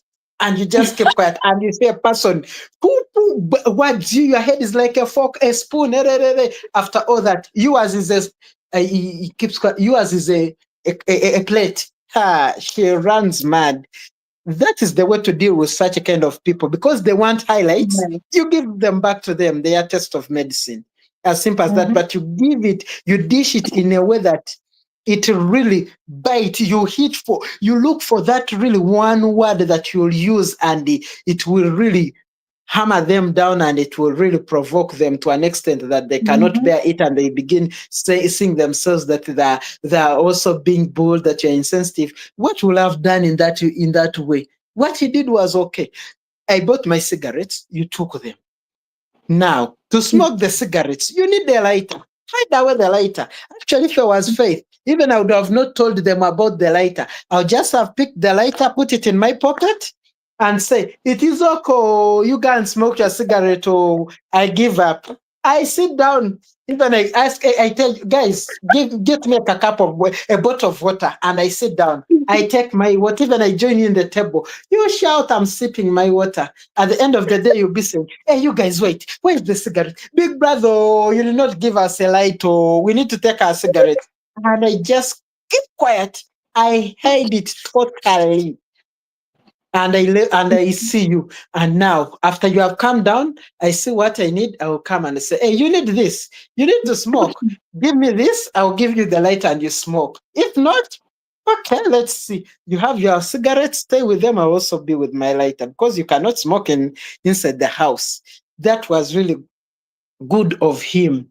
The situation they had in the games, you see that sometimes when you read into the situation and say, "No, if we send this teammate of ours, he could easily get us these points so that we build onto our points. But and now you're on the same team, you're quarreling. No, no, no, no." And at the end of the day, when I like he stood true to his word. He said, "If you want, I'll feed the whole house." And he told us that, you see, if people are thinking that they are more petty, when I choose to be petty, and I liked that because sometimes you can take on things and take on things, but there reaches a time and you want to show a person that if you are behaving as a fool, I can be a fool times 100. Just give them a sample. And I really like it in life situations. I can bear for whatever, but the moment a person tries to really become a nuisance and pretends that they are good into their game of being whatever, I can also match their capacity and I dish to you whatever you're dishing to me times 10. So you have no any way of regard and whatever. Those are the mind games we need. Enter into someone's mind, even if it is shouting and abusing each other. Can I tell you something that will enter into your coconut head and makes you wonder, like what they're doing to Firma?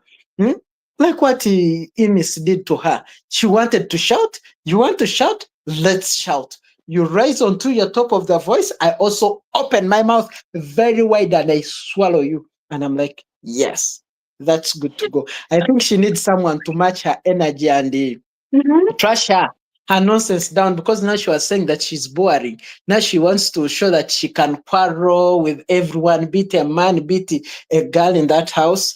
Just shut her down the hell out of her. Then I'm waiting for Doris. She told us of the issue of her pa pa pa.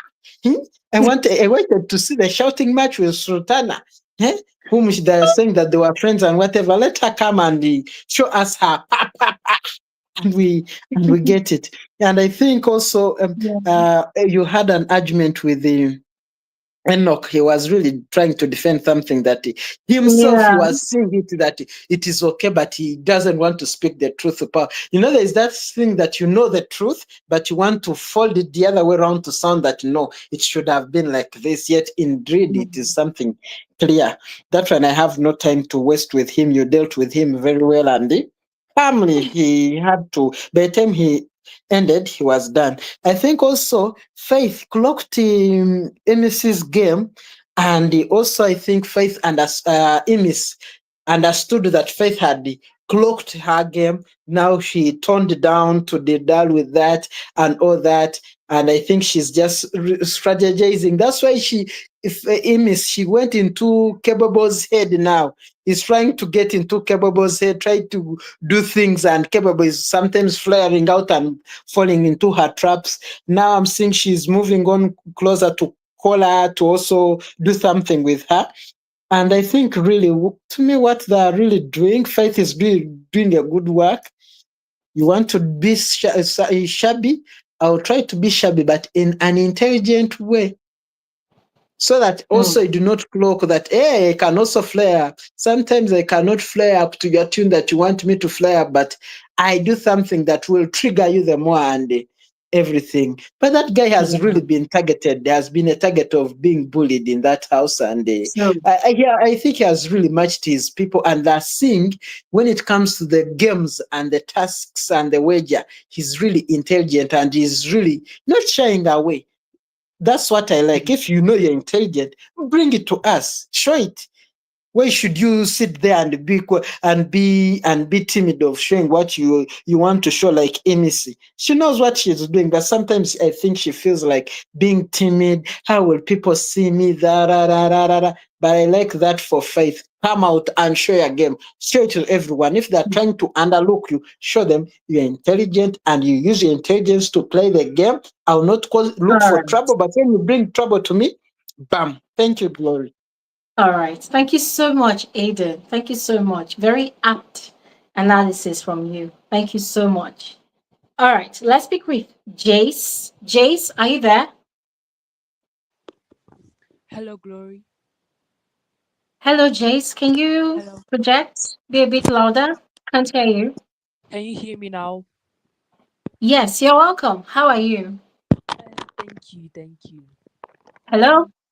Hello. Hello. Yes. You can yeah. Please carry on. Can hear you now. Okay, I want to start with the Sultana situation. I Okay, want so to. you're very low and nobody can hear you if you are like that. So it's either you get the device really close to you, yeah, or you project your voice so that we can hear you loud and clear. We can't Can you really hear you. We can't hear you. can you really can you hear me now? Yes, I can hear you now. Yeah. Okay, now I wanted to talk about the Sultana situation. Okay. Okay, the Sultana situation made me think that she wasn't really. Our apology didn't really mean anything.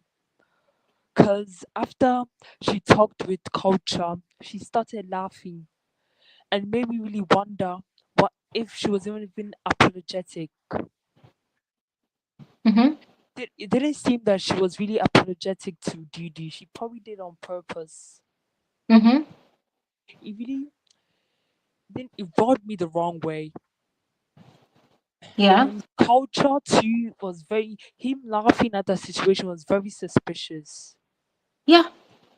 And from the True. beginning, Sultana is a like she acts like a pick me, like a pick me, like her personality is very warped. Like I don't understand how I want to put it, but it's very. She acts like every she's better than everybody and just isn't. Like she did nothing to you. Didi didn't do anything to you. You just met her. You barely even knew her for a week, and you have all these opinions of her. Mm-hmm. Like it doesn't really make sense. Yeah. And hopefully, Big Brother does. Hopefully, Big Brother actually brings new clothes for Didi because I don't really think it's really hygienic for her to wear something that Sultana peed on. Mm-hmm. Even if they did wash it, it doesn't seem really hygienic. Mm-hmm. And True. for Big Brother's not giving her a strike, I feel like Big Brother should have given her a strike.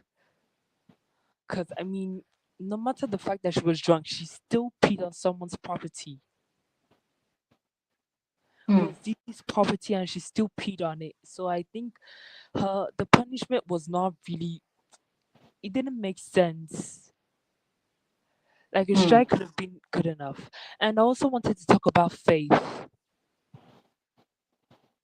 The housemates are really, they don't like Faith. Like they have a vendetta against him, and you can see that all the housemates want him out of the game. And Faith seems like a very smart person that knows what he's doing. Like I feel like he knows that he's getting under the skin, and he likes it. And I like it too because there's drama. Mm-hmm. And you see, Faith is a very intelligent person, but I feel like the what situation? The cigarette situation. I feel like Kaikumi for the for the past 2 times now, he's been instigating stuff. And I feel like even if he's instigating, I feel like he should show up and tell he should give us drama. Like he's instigating it, but he's not doing anything. Mm. I feel like give us something. I understand the bread and the cigarettes, but I feel like he should give us something. Like he's instigating it, but he's not doing anything. Like give us more. He just sitting down there like just watching. And it's not making Mm. any sense. Yeah. And Bright Morgan should the anger issues, he needs to check that, because if something like that happens again, he's out of the game. Like, twice you hit someone, twice. And I also wanted to talk about Tracy. Tracy is just in the house. I feel like the fact that she became the head of house, she thought that she didn't have to do anything for the week, and she's still doing what she's been doing for the past 2 weeks. She's thinking of she's the head of house now. She doesn't have to do anything. That I'm safe. But next week, if if she continues this, she's just there. The next week, she's probably gonna go home because Mm, you're barely seeing her. She's just there, she's just eating and all that. Like, she's barely doing anything. She's just there for the food. mm. I'm okay. All right. All right. Thank you so much. Thank you so You're much, welcome. Jay. Thank you so much. I'm going to be honest. We could not everybody could actually hear you, but I did not want to continue to interrupt you and tell you to, adjust your mic. So I think next time, because it seemed like you were using your headphones or maybe earpiece. So next time, I think you should do away with the earpiece. Maybe speaking directly to your device. I think we would hear you louder with that. All right. But really, thank you so much for joining and for contributing. Thank you. You're welcome. Yeah. Okay. Guys, apologies to everyone that could not hear, but don't worry. The live stream, once we're done, it's where you found it. It's on YouTube. It's everywhere you found it. All right. So you can still refer back and maybe increase the volume of your device. You will definitely hear her. All right. I was also trying to hear her, but I could pick up some things. Okay. Okay. Let's speak with Nice. Hi, Nice. Hello. Yeah, hello, Glory. This is Can very you hear loud me? and clear. Very well. How are you? Yeah, mm, I'm good. And you? Good, good, good. I'm doing well. You're Yeah. welcome. Yeah. First, I want to start with Dede. The way people are Okay. saying Dede should have reacted and she should have taken advantage of the situation. One, Dede didn't have any issue with Sultana. Mm, So she herself, she didn't know there was anything brewing between her and Sultana because she has not had any conversation with Sultana. She has not had any issue with her. So she didn't know anything. And two, true. when Koyin was coming to call her, he told her, don't get angry. And she was asking, why shouldn't I get angry? If you look at Dede, even if you see her, she says she's from a family of love. Yeah, So, true. yeah, she's not that chaotic person, but we should be careful with Dede.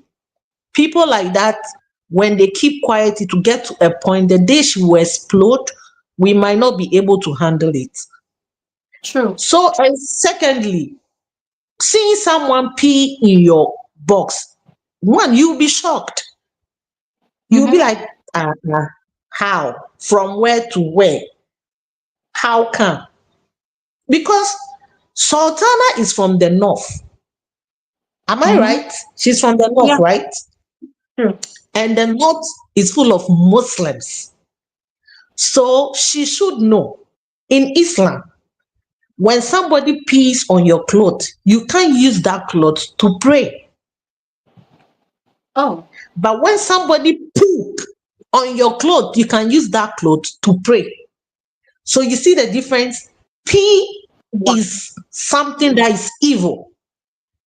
Really? So she should know. Yeah, in Islam, even if you pee, you have to do ablution before you pray. You have to change that cloth. You can't pray with that cloth. Oh, wow. So let's say she was drunk. Let's give her that benefit of a doubt. You were drunk. Yes. You woke up. They told you about it. The first thing you should do, somebody from the north, the first thing you should do is go to Dede. No matter how you see the girl, how you don't like the girl, go to her. If truly it was not intentional, she should have gone to Mm, Dede, say, oh, my dear, this is what I heard I did. Where are the clothes? Can I help you wash them? That was the reason why Doris was angry. Whoa. Doris felt like, okay, you should have at least, show remorse. There was nothing like remorse. It's as if it was a planned thing. And the way she talked to culture the next day, and I'm so disappointed in Big Brother. Hmm. I'm I'm so disappointed because let's say she doesn't know and she was told. After she was told, her actions to show that okay, this girl, she knew what she was doing, or she didn't know what she was doing. By her action show, she knew what she was doing. Of all the boxes in the house, is the girl that she talks bad about, the girl she jealous, her designer wears. All the boxes in the house is Dede's box. Mm-hmm. Hmm. And if you are saying it, those fanatics who call themselves fans, they think it's okay. Mm-hmm. As for Pere, I don't want to talk about Pere because we know if it was Pere, somebody peed on his clothes in that house. Hmm. Hmm, we all know Hmm. what would have happened. So for him to come out and be, no, let's leave him aside because I'm just imagining if it was Cece, Hey. Fina, Hmm. Tasha, Mercy. Oh my Hey. God. Oh my The house God. should have been burning by now. Oh my God. So I'm happy they didn't react, but she started feeling it after Ebuka asked Sultana on Sunday that you have a lot to say about Dede. What is it with Hmm. you and Dede? That was what gave Dede a click like, no, something is not right. Then she found out Jasonjae kissed Sultana. That was why she was Hmm. angry with Jasonjae that, okay, this is where I am. I didn't know anything. And this girl has this rivalry going on between. So that was when she realized that, okay, this girl did this intentionally. She did it Hmm. intentionally. Yeah. So for Big Brother to say don't drink alcohol for 1 week, and even Thursday she was drinking alcohol, I'm like, Big Brother, are you serious? This should have been a double strike with a warning. Hmm. If like, oh, she was not talking about Dede, she had her hatred bottled inside, would have given her that pass. But this is Mm-hmm. somebody who always has something to say about this girl. Even the girl don't even think about you. You're always talking Mm-hmm. about her, degrading her, downplaying her. And Big Brother want to tell me this girl didn't pee intentionally. Hmm. Erica poured water on Big Brother's bed when she was drunk. She Mm-hmm. had issue with Lekon when she was drunk. She threatened Lekon when she was drunk. She was disqualified. So Hmm. what is she was drunk? No, in Big Brother's house, you should drink responsibly. Beauty to Kura. Let's take Beauty. The day she misbehaved with Groovy, the first one she did when she got a strike, it, it was the same alcohol. Hmm. So if some people can be disqualified because of that alcohol, they didn't damage anybody's property. And somebody will go and pee in somebody's box, wake up in, let's say Erica, when she woke up in the morning and realized what she did, she was remorseful. She went to Hmm. the housemates, apologizing to the housemates, even though she didn't do anything to the housemate. She was apologizing to all of them. This will show you that okay, alcohol played a little bit of what happened, but this one Hmm. is like, I just got her. This is what I want. She wanted a reaction from Dede, and thank God the girl didn't react. So people Mm-hmm. saying Dede should have reacted. No, no, no, no, no. There are certain things you don't need to react. You just keep quiet and watch how the person will play. Will keep playing, and one day she will play where she will play through. She might not survive that one. That is what is killing Doris. She realized that we can be this vile, we gossip about this girl, but to go to the extent to pee on her clothing, that no, that was it for Doris. That That was was it. She fine. realized that, yeah, she realized that no, this girl, no, she can't. It's a game. We are allowed to gossip, but this is like hatred. You don't know the girl from anywhere because she want to be demure. Who asks you to be kissing people up and down? Somebody respect herself. You said, no, I don't want to hug it. You, I have a boyfriend now. If you don't respect yourself and you want to be chasing everything in the house, it's up to you. Leave the girl to be herself. I'm so disappointed in Big Brother. To be frank, I'm so disappointed. And about Faith, people saying the man said he's what?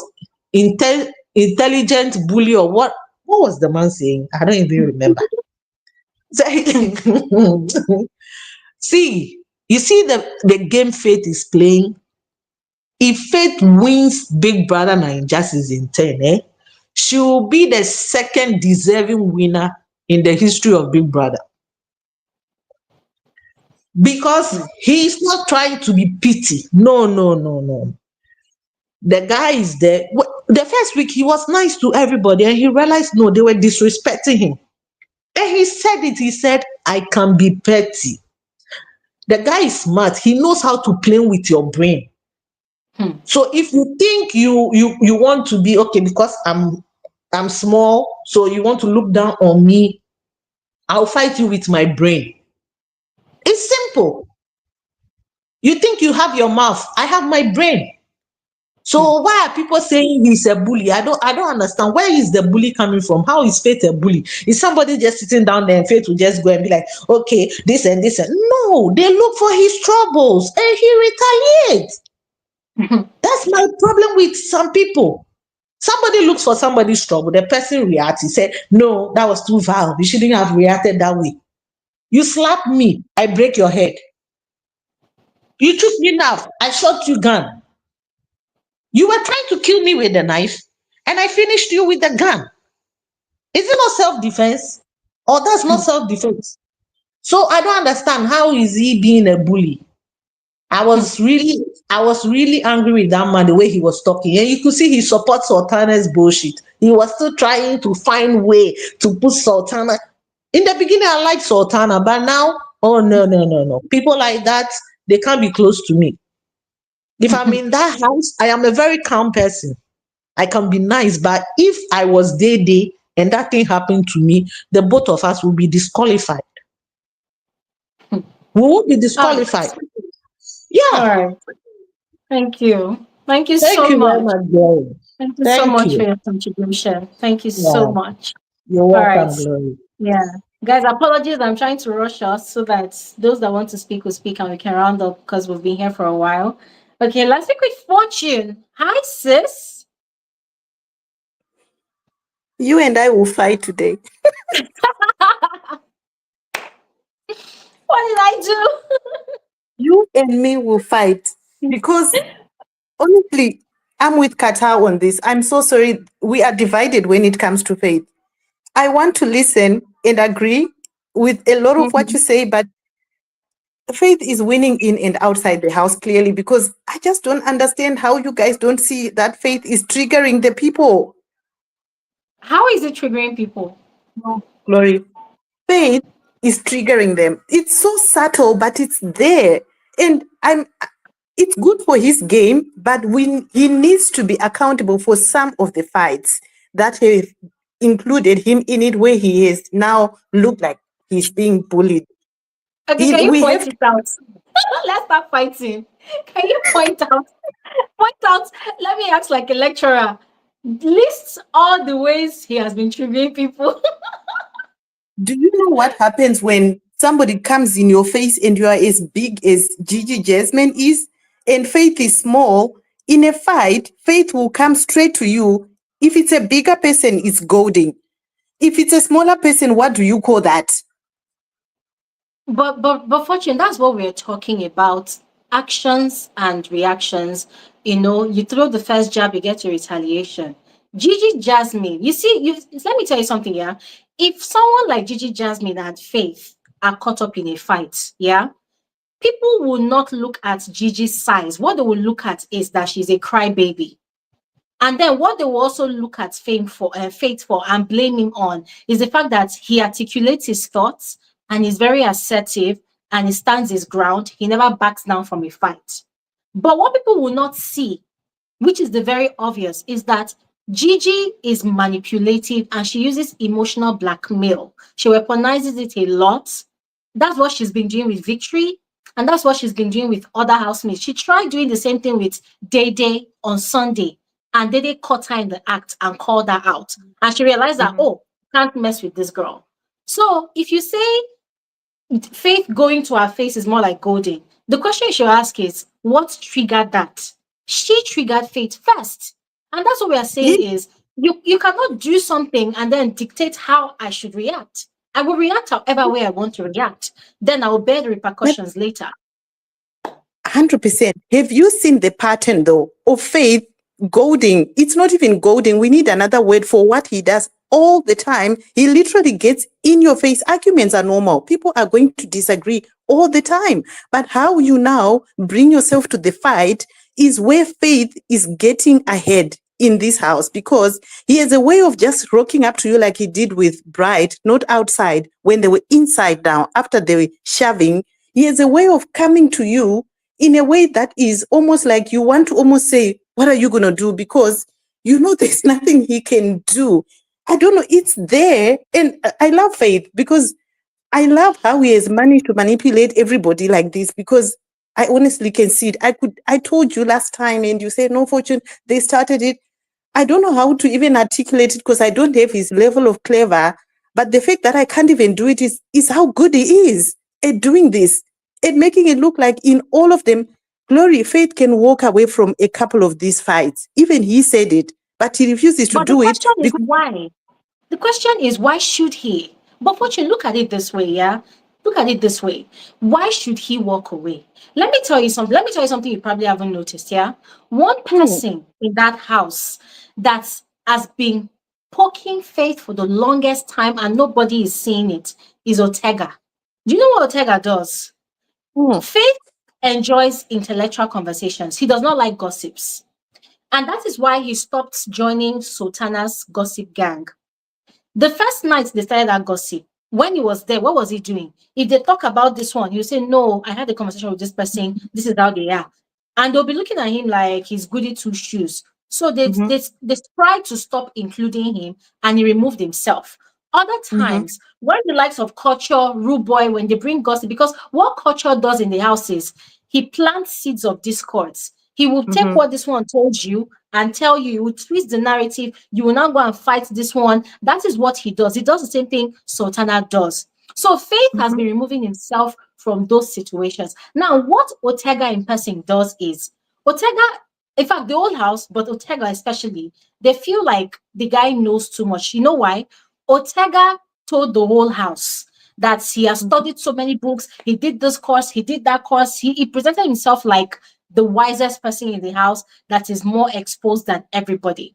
But when Faith started coming up with his conversations about different facets of life, Ortega felt threatened. So what now started happening is, anytime Faith is explaining something in the house, you will see Ortega countering him, always interrupting him, always interjecting, always. And sometimes the things Ortega says, these are things that Faith already said. But Ortega will now come. Let's say, for instance, Ortega will say, oh, do you know that the color of an onion is brown and white? And Ortega will say, yes, but the color of an onion is black and white.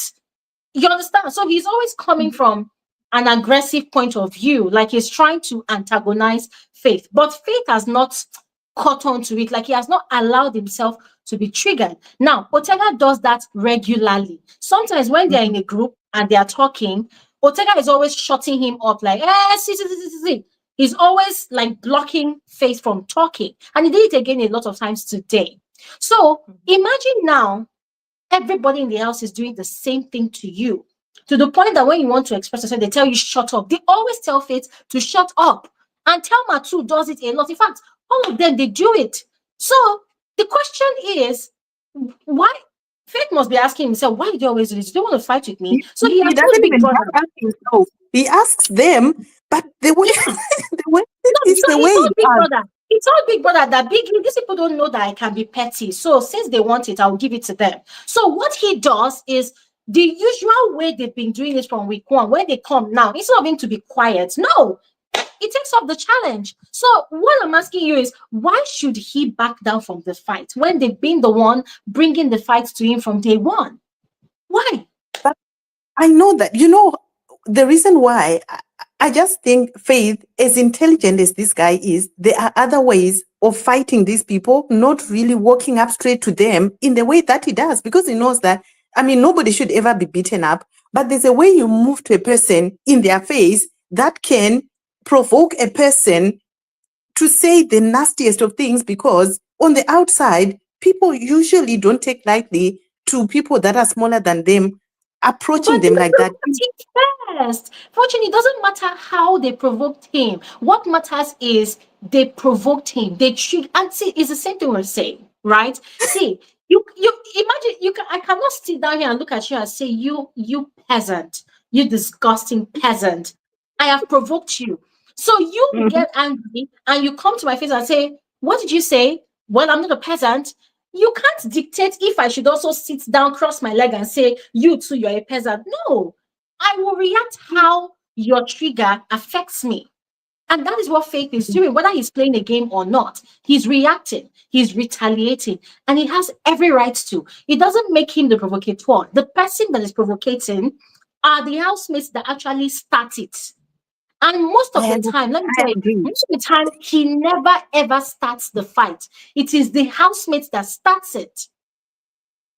Yes, but you see what Faith does, right? I haven't really done as much study as you do because you watch the show more than I do. The parts that I have seen, what he does is when it's in an argument, unfortunately, these people haven't clogged it. If you just say one word that he finds demeaning, he holds on to that and he keeps asking you about that one to say, why did you say this? Is it because I'm small? Is it because it's me? You know, and then he drives that conversation that way. Why does he keep picking on that? It's almost like he's bringing past experiences, bringing them into this. Because I honestly think Faith is defensive before he's even provoked. He is already ready to fight, even if the fight is not there. He's just waiting for you to do something. Do you not remember the time when he said to, I can see your face, we are not going to agree. But do you remember when he said to Iveta, do you feel safe? You know, did you catch that conversation when he was like, do you feel I did. safe in this house? You know, Yeah. what was the intention there? In my head, I was just like, now he's just looking to pick on people because he said this when I'm talking, they all look my way. Glory, do they? No. What he was saying in that conversation, Fortune, God, we're really fighting. What he was saying in that conversation, yeah, is that every time I want to talk, the house goes quiet. It's like people want to hear what I'm saying. Does it happen Mhm. to you? Ibatan said, well, she hasn't really paid attention. He now told her, you to pay attention. You will notice that every Mhm. time you want to talk, the house goes quiet. So he wasn't saying that he's so special or anything. No, he's just saying that it's like when they, as individual housemates, wants to talk. It's like when Mm. there is so much noise, it's like the noise dies down. And I think that thing he said is from the microphone, the modulations of the sounds, it happens sometimes. Even housemates notice that their own volume somehow goes up. It happened in previous seasons. So he wasn't singling out himself in that. He wasn't trying to play mind games or anything, but it was just conversation. Then him asking Ivata, do you feel safe? It was because of what he witnessed between Ivata and Menson the previous night. Those two, Mhm. they are friends. And sometimes the way they play is very physical. Menson can drag Oh, yes, I Avatar's arm, remember. Avatar Yes. can jump on Menson. So they had played their rough play as usual, and Avatar was angry. She had gone to bed, according to what she explained. She had gone to bed. Menson came and was trying to enter her bed, their usual rough, playful way. And Avatar was resisting. So Faith Mhm. saw that. And for him, Mhm. because he did not understand what was going on, he was showing concern, asking her, do you feel safe in terms of your boundaries are being protected? Yeah, no, And she thanks said, for oh, no, no, no. correcting me That, on that. Yes. yeah, That is so exactly she what happened. explained. You're right. You're right. Yeah. So, Gloria, So she because had I don't to want to waste explain. too much of time. Yes. So we won't agree because unfortunately, I can't even say it because I just feel it when I look at it. And I believe that even with the lighter, he could have let go of the lighter. I know he was disturbed along the way, coming back, blah, blah, blah, blah. But I agree in a way with Big Brother that there are times where he could let in on certain things quickly than to prolong, drag the thing out, and then the whole, because that's how everybody just ends up coming into the fight, right? I honestly think there is a fine line between a proper argument, and another where you're now really trying to set people up for these drags. That's what I Yeah. think. But anyway, we will watch him. I would Yeah. like for him to go far because he's very intelligent. But unfortunately, Mm. Faith has two people that he's competing with if it's the bullied kind of, Yeah. plot that he's going for. Because we've got Mensan and Imisi. All of those guys came wanting to be bullied, right? Imisi, unfortunately, she doesn't have access to the kitchen because I think that's a plot for people to tell it. But now she doesn't have access. I think that Mm. was a line of thinking, but we have Mensan.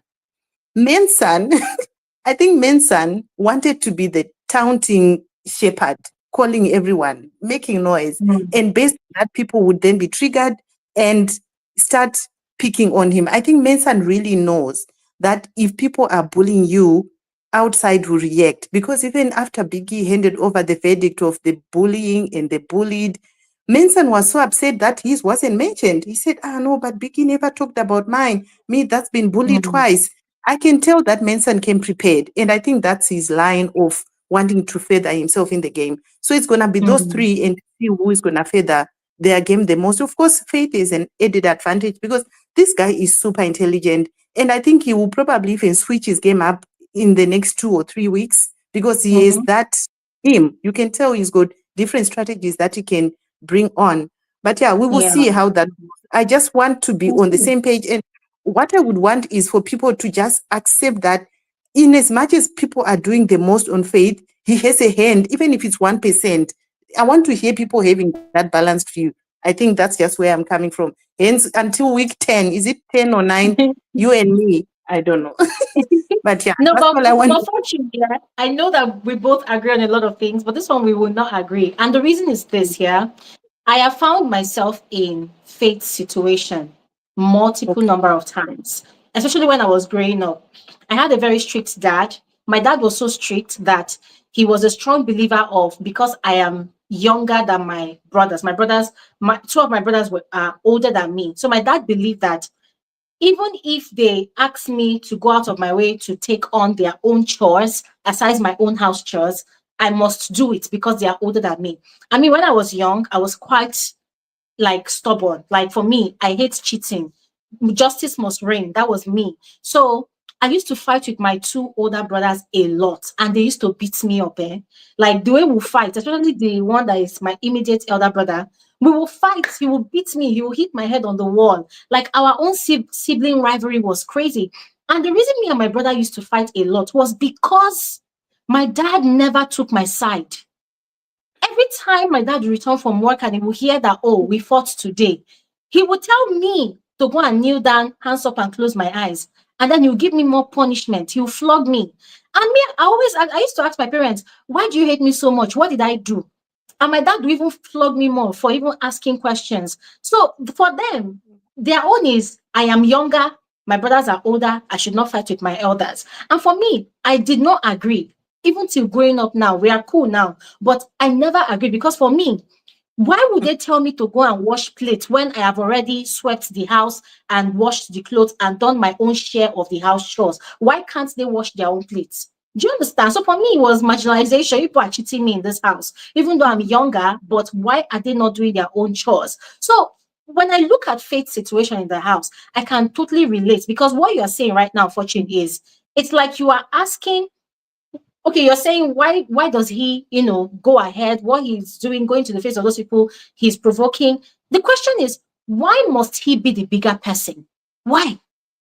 When they should be the bigger person. I mean, at the end of the day, it's a game, right? So these housemates triggering Faith, Yeah. saying mean things about him, provoking him, that is their own game. Their own game is them provoking him to get a reaction so that he could get out of character and they kick him out of the house, right? Or they will try to Mhm. provoke him to the point where he will react, and most of the housemates will see him as the worst human, and then they will nominate him and they will evict him. They are all playing the game of elimination. But what I think is very unfair is for people to see Faith's reaction and then blame him for even reacting. That is very unfair. And what he said is right. It is invalidating his own feelings because just as Mhm. much as those other housemates have a right to provoke him and trigger him, which is their game, he also has a right to Mhm. play the game.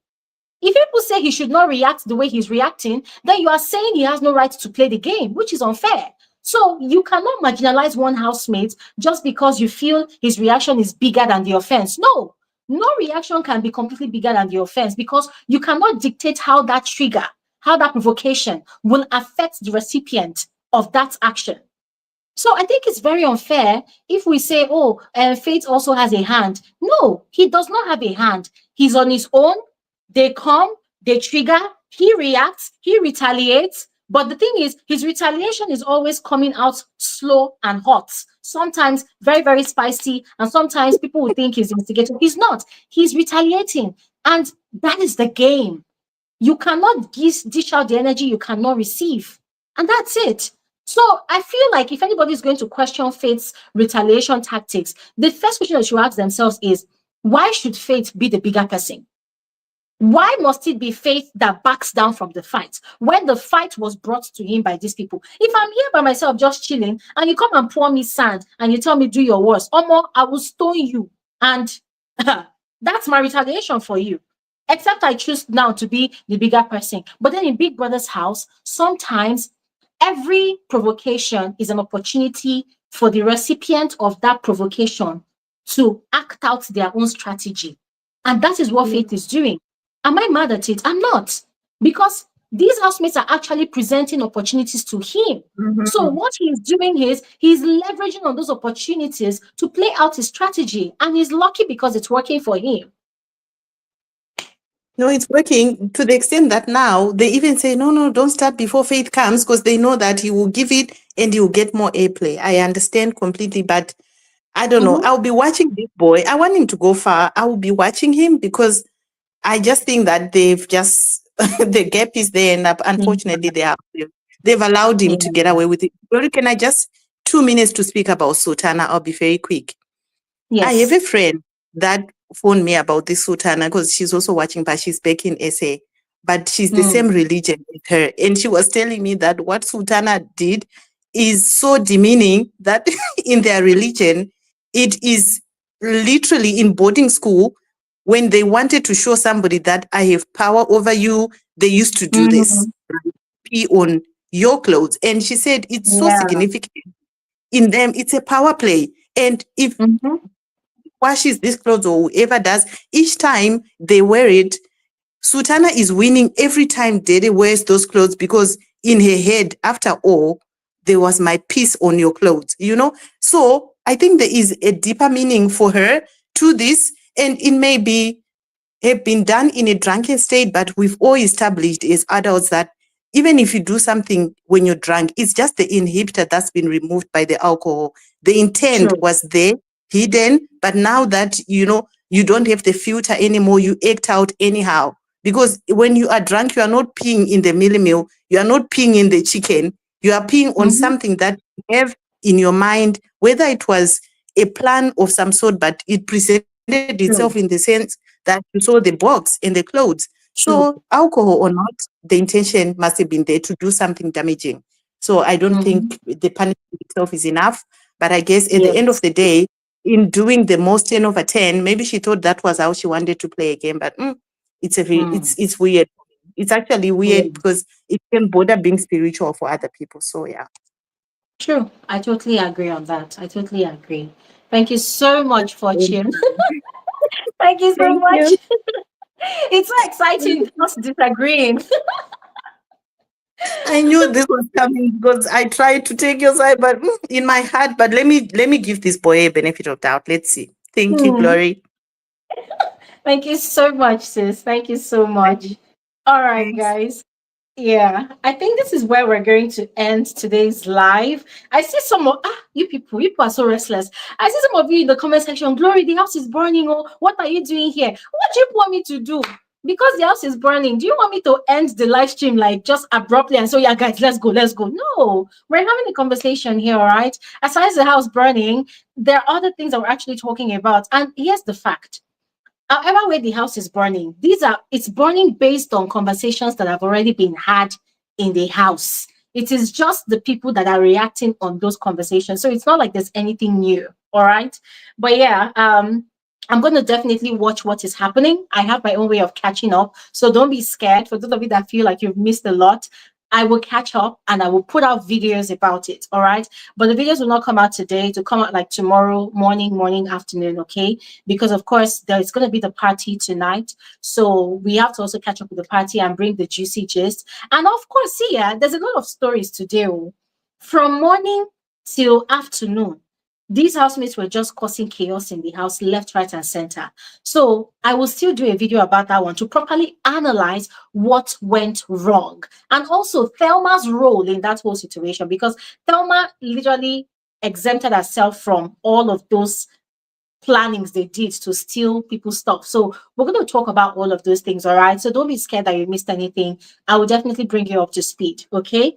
But yeah, thank you all so much for today. I really had a great time with all of you. Every single person that contributed, vocalizing their thoughts. For those of you that shared your thoughts in the comment section, I am grateful. Thank you all so much for your time. And yeah, to the silent listeners and the silent viewers, you guys are the realest MVPs. I just love the way you add to the numbers. You have no idea how important you are. And I'm telling you today, you're valued over here. Thank you so much. Belema Tamuna, thank you so much again for your contribution to this channel. God bless you abundantly. I am grateful. Thank you so much. And to every other person that contributed, that gave donations here, you guys are amazing. Thank you. I appreciate you. Thank you so much. And please don't forget to give this live stream a like it. And guys, my videos, please like my videos, all right? Please like my videos. Please like the videos, all right? It encourages me to know that you're actually enjoying the content. I also see your shower of love and appreciation in the comment section. For those of you that share those kind words with me, I am grateful. Thank you so much. Thank you so much. So yeah, I'm gonna stop talking now. Enjoy the rest of your evening, and I will see you guys on another episode of Frankly Speaking with Gloria Elijah. Have an amazing evening. Bye. Okay.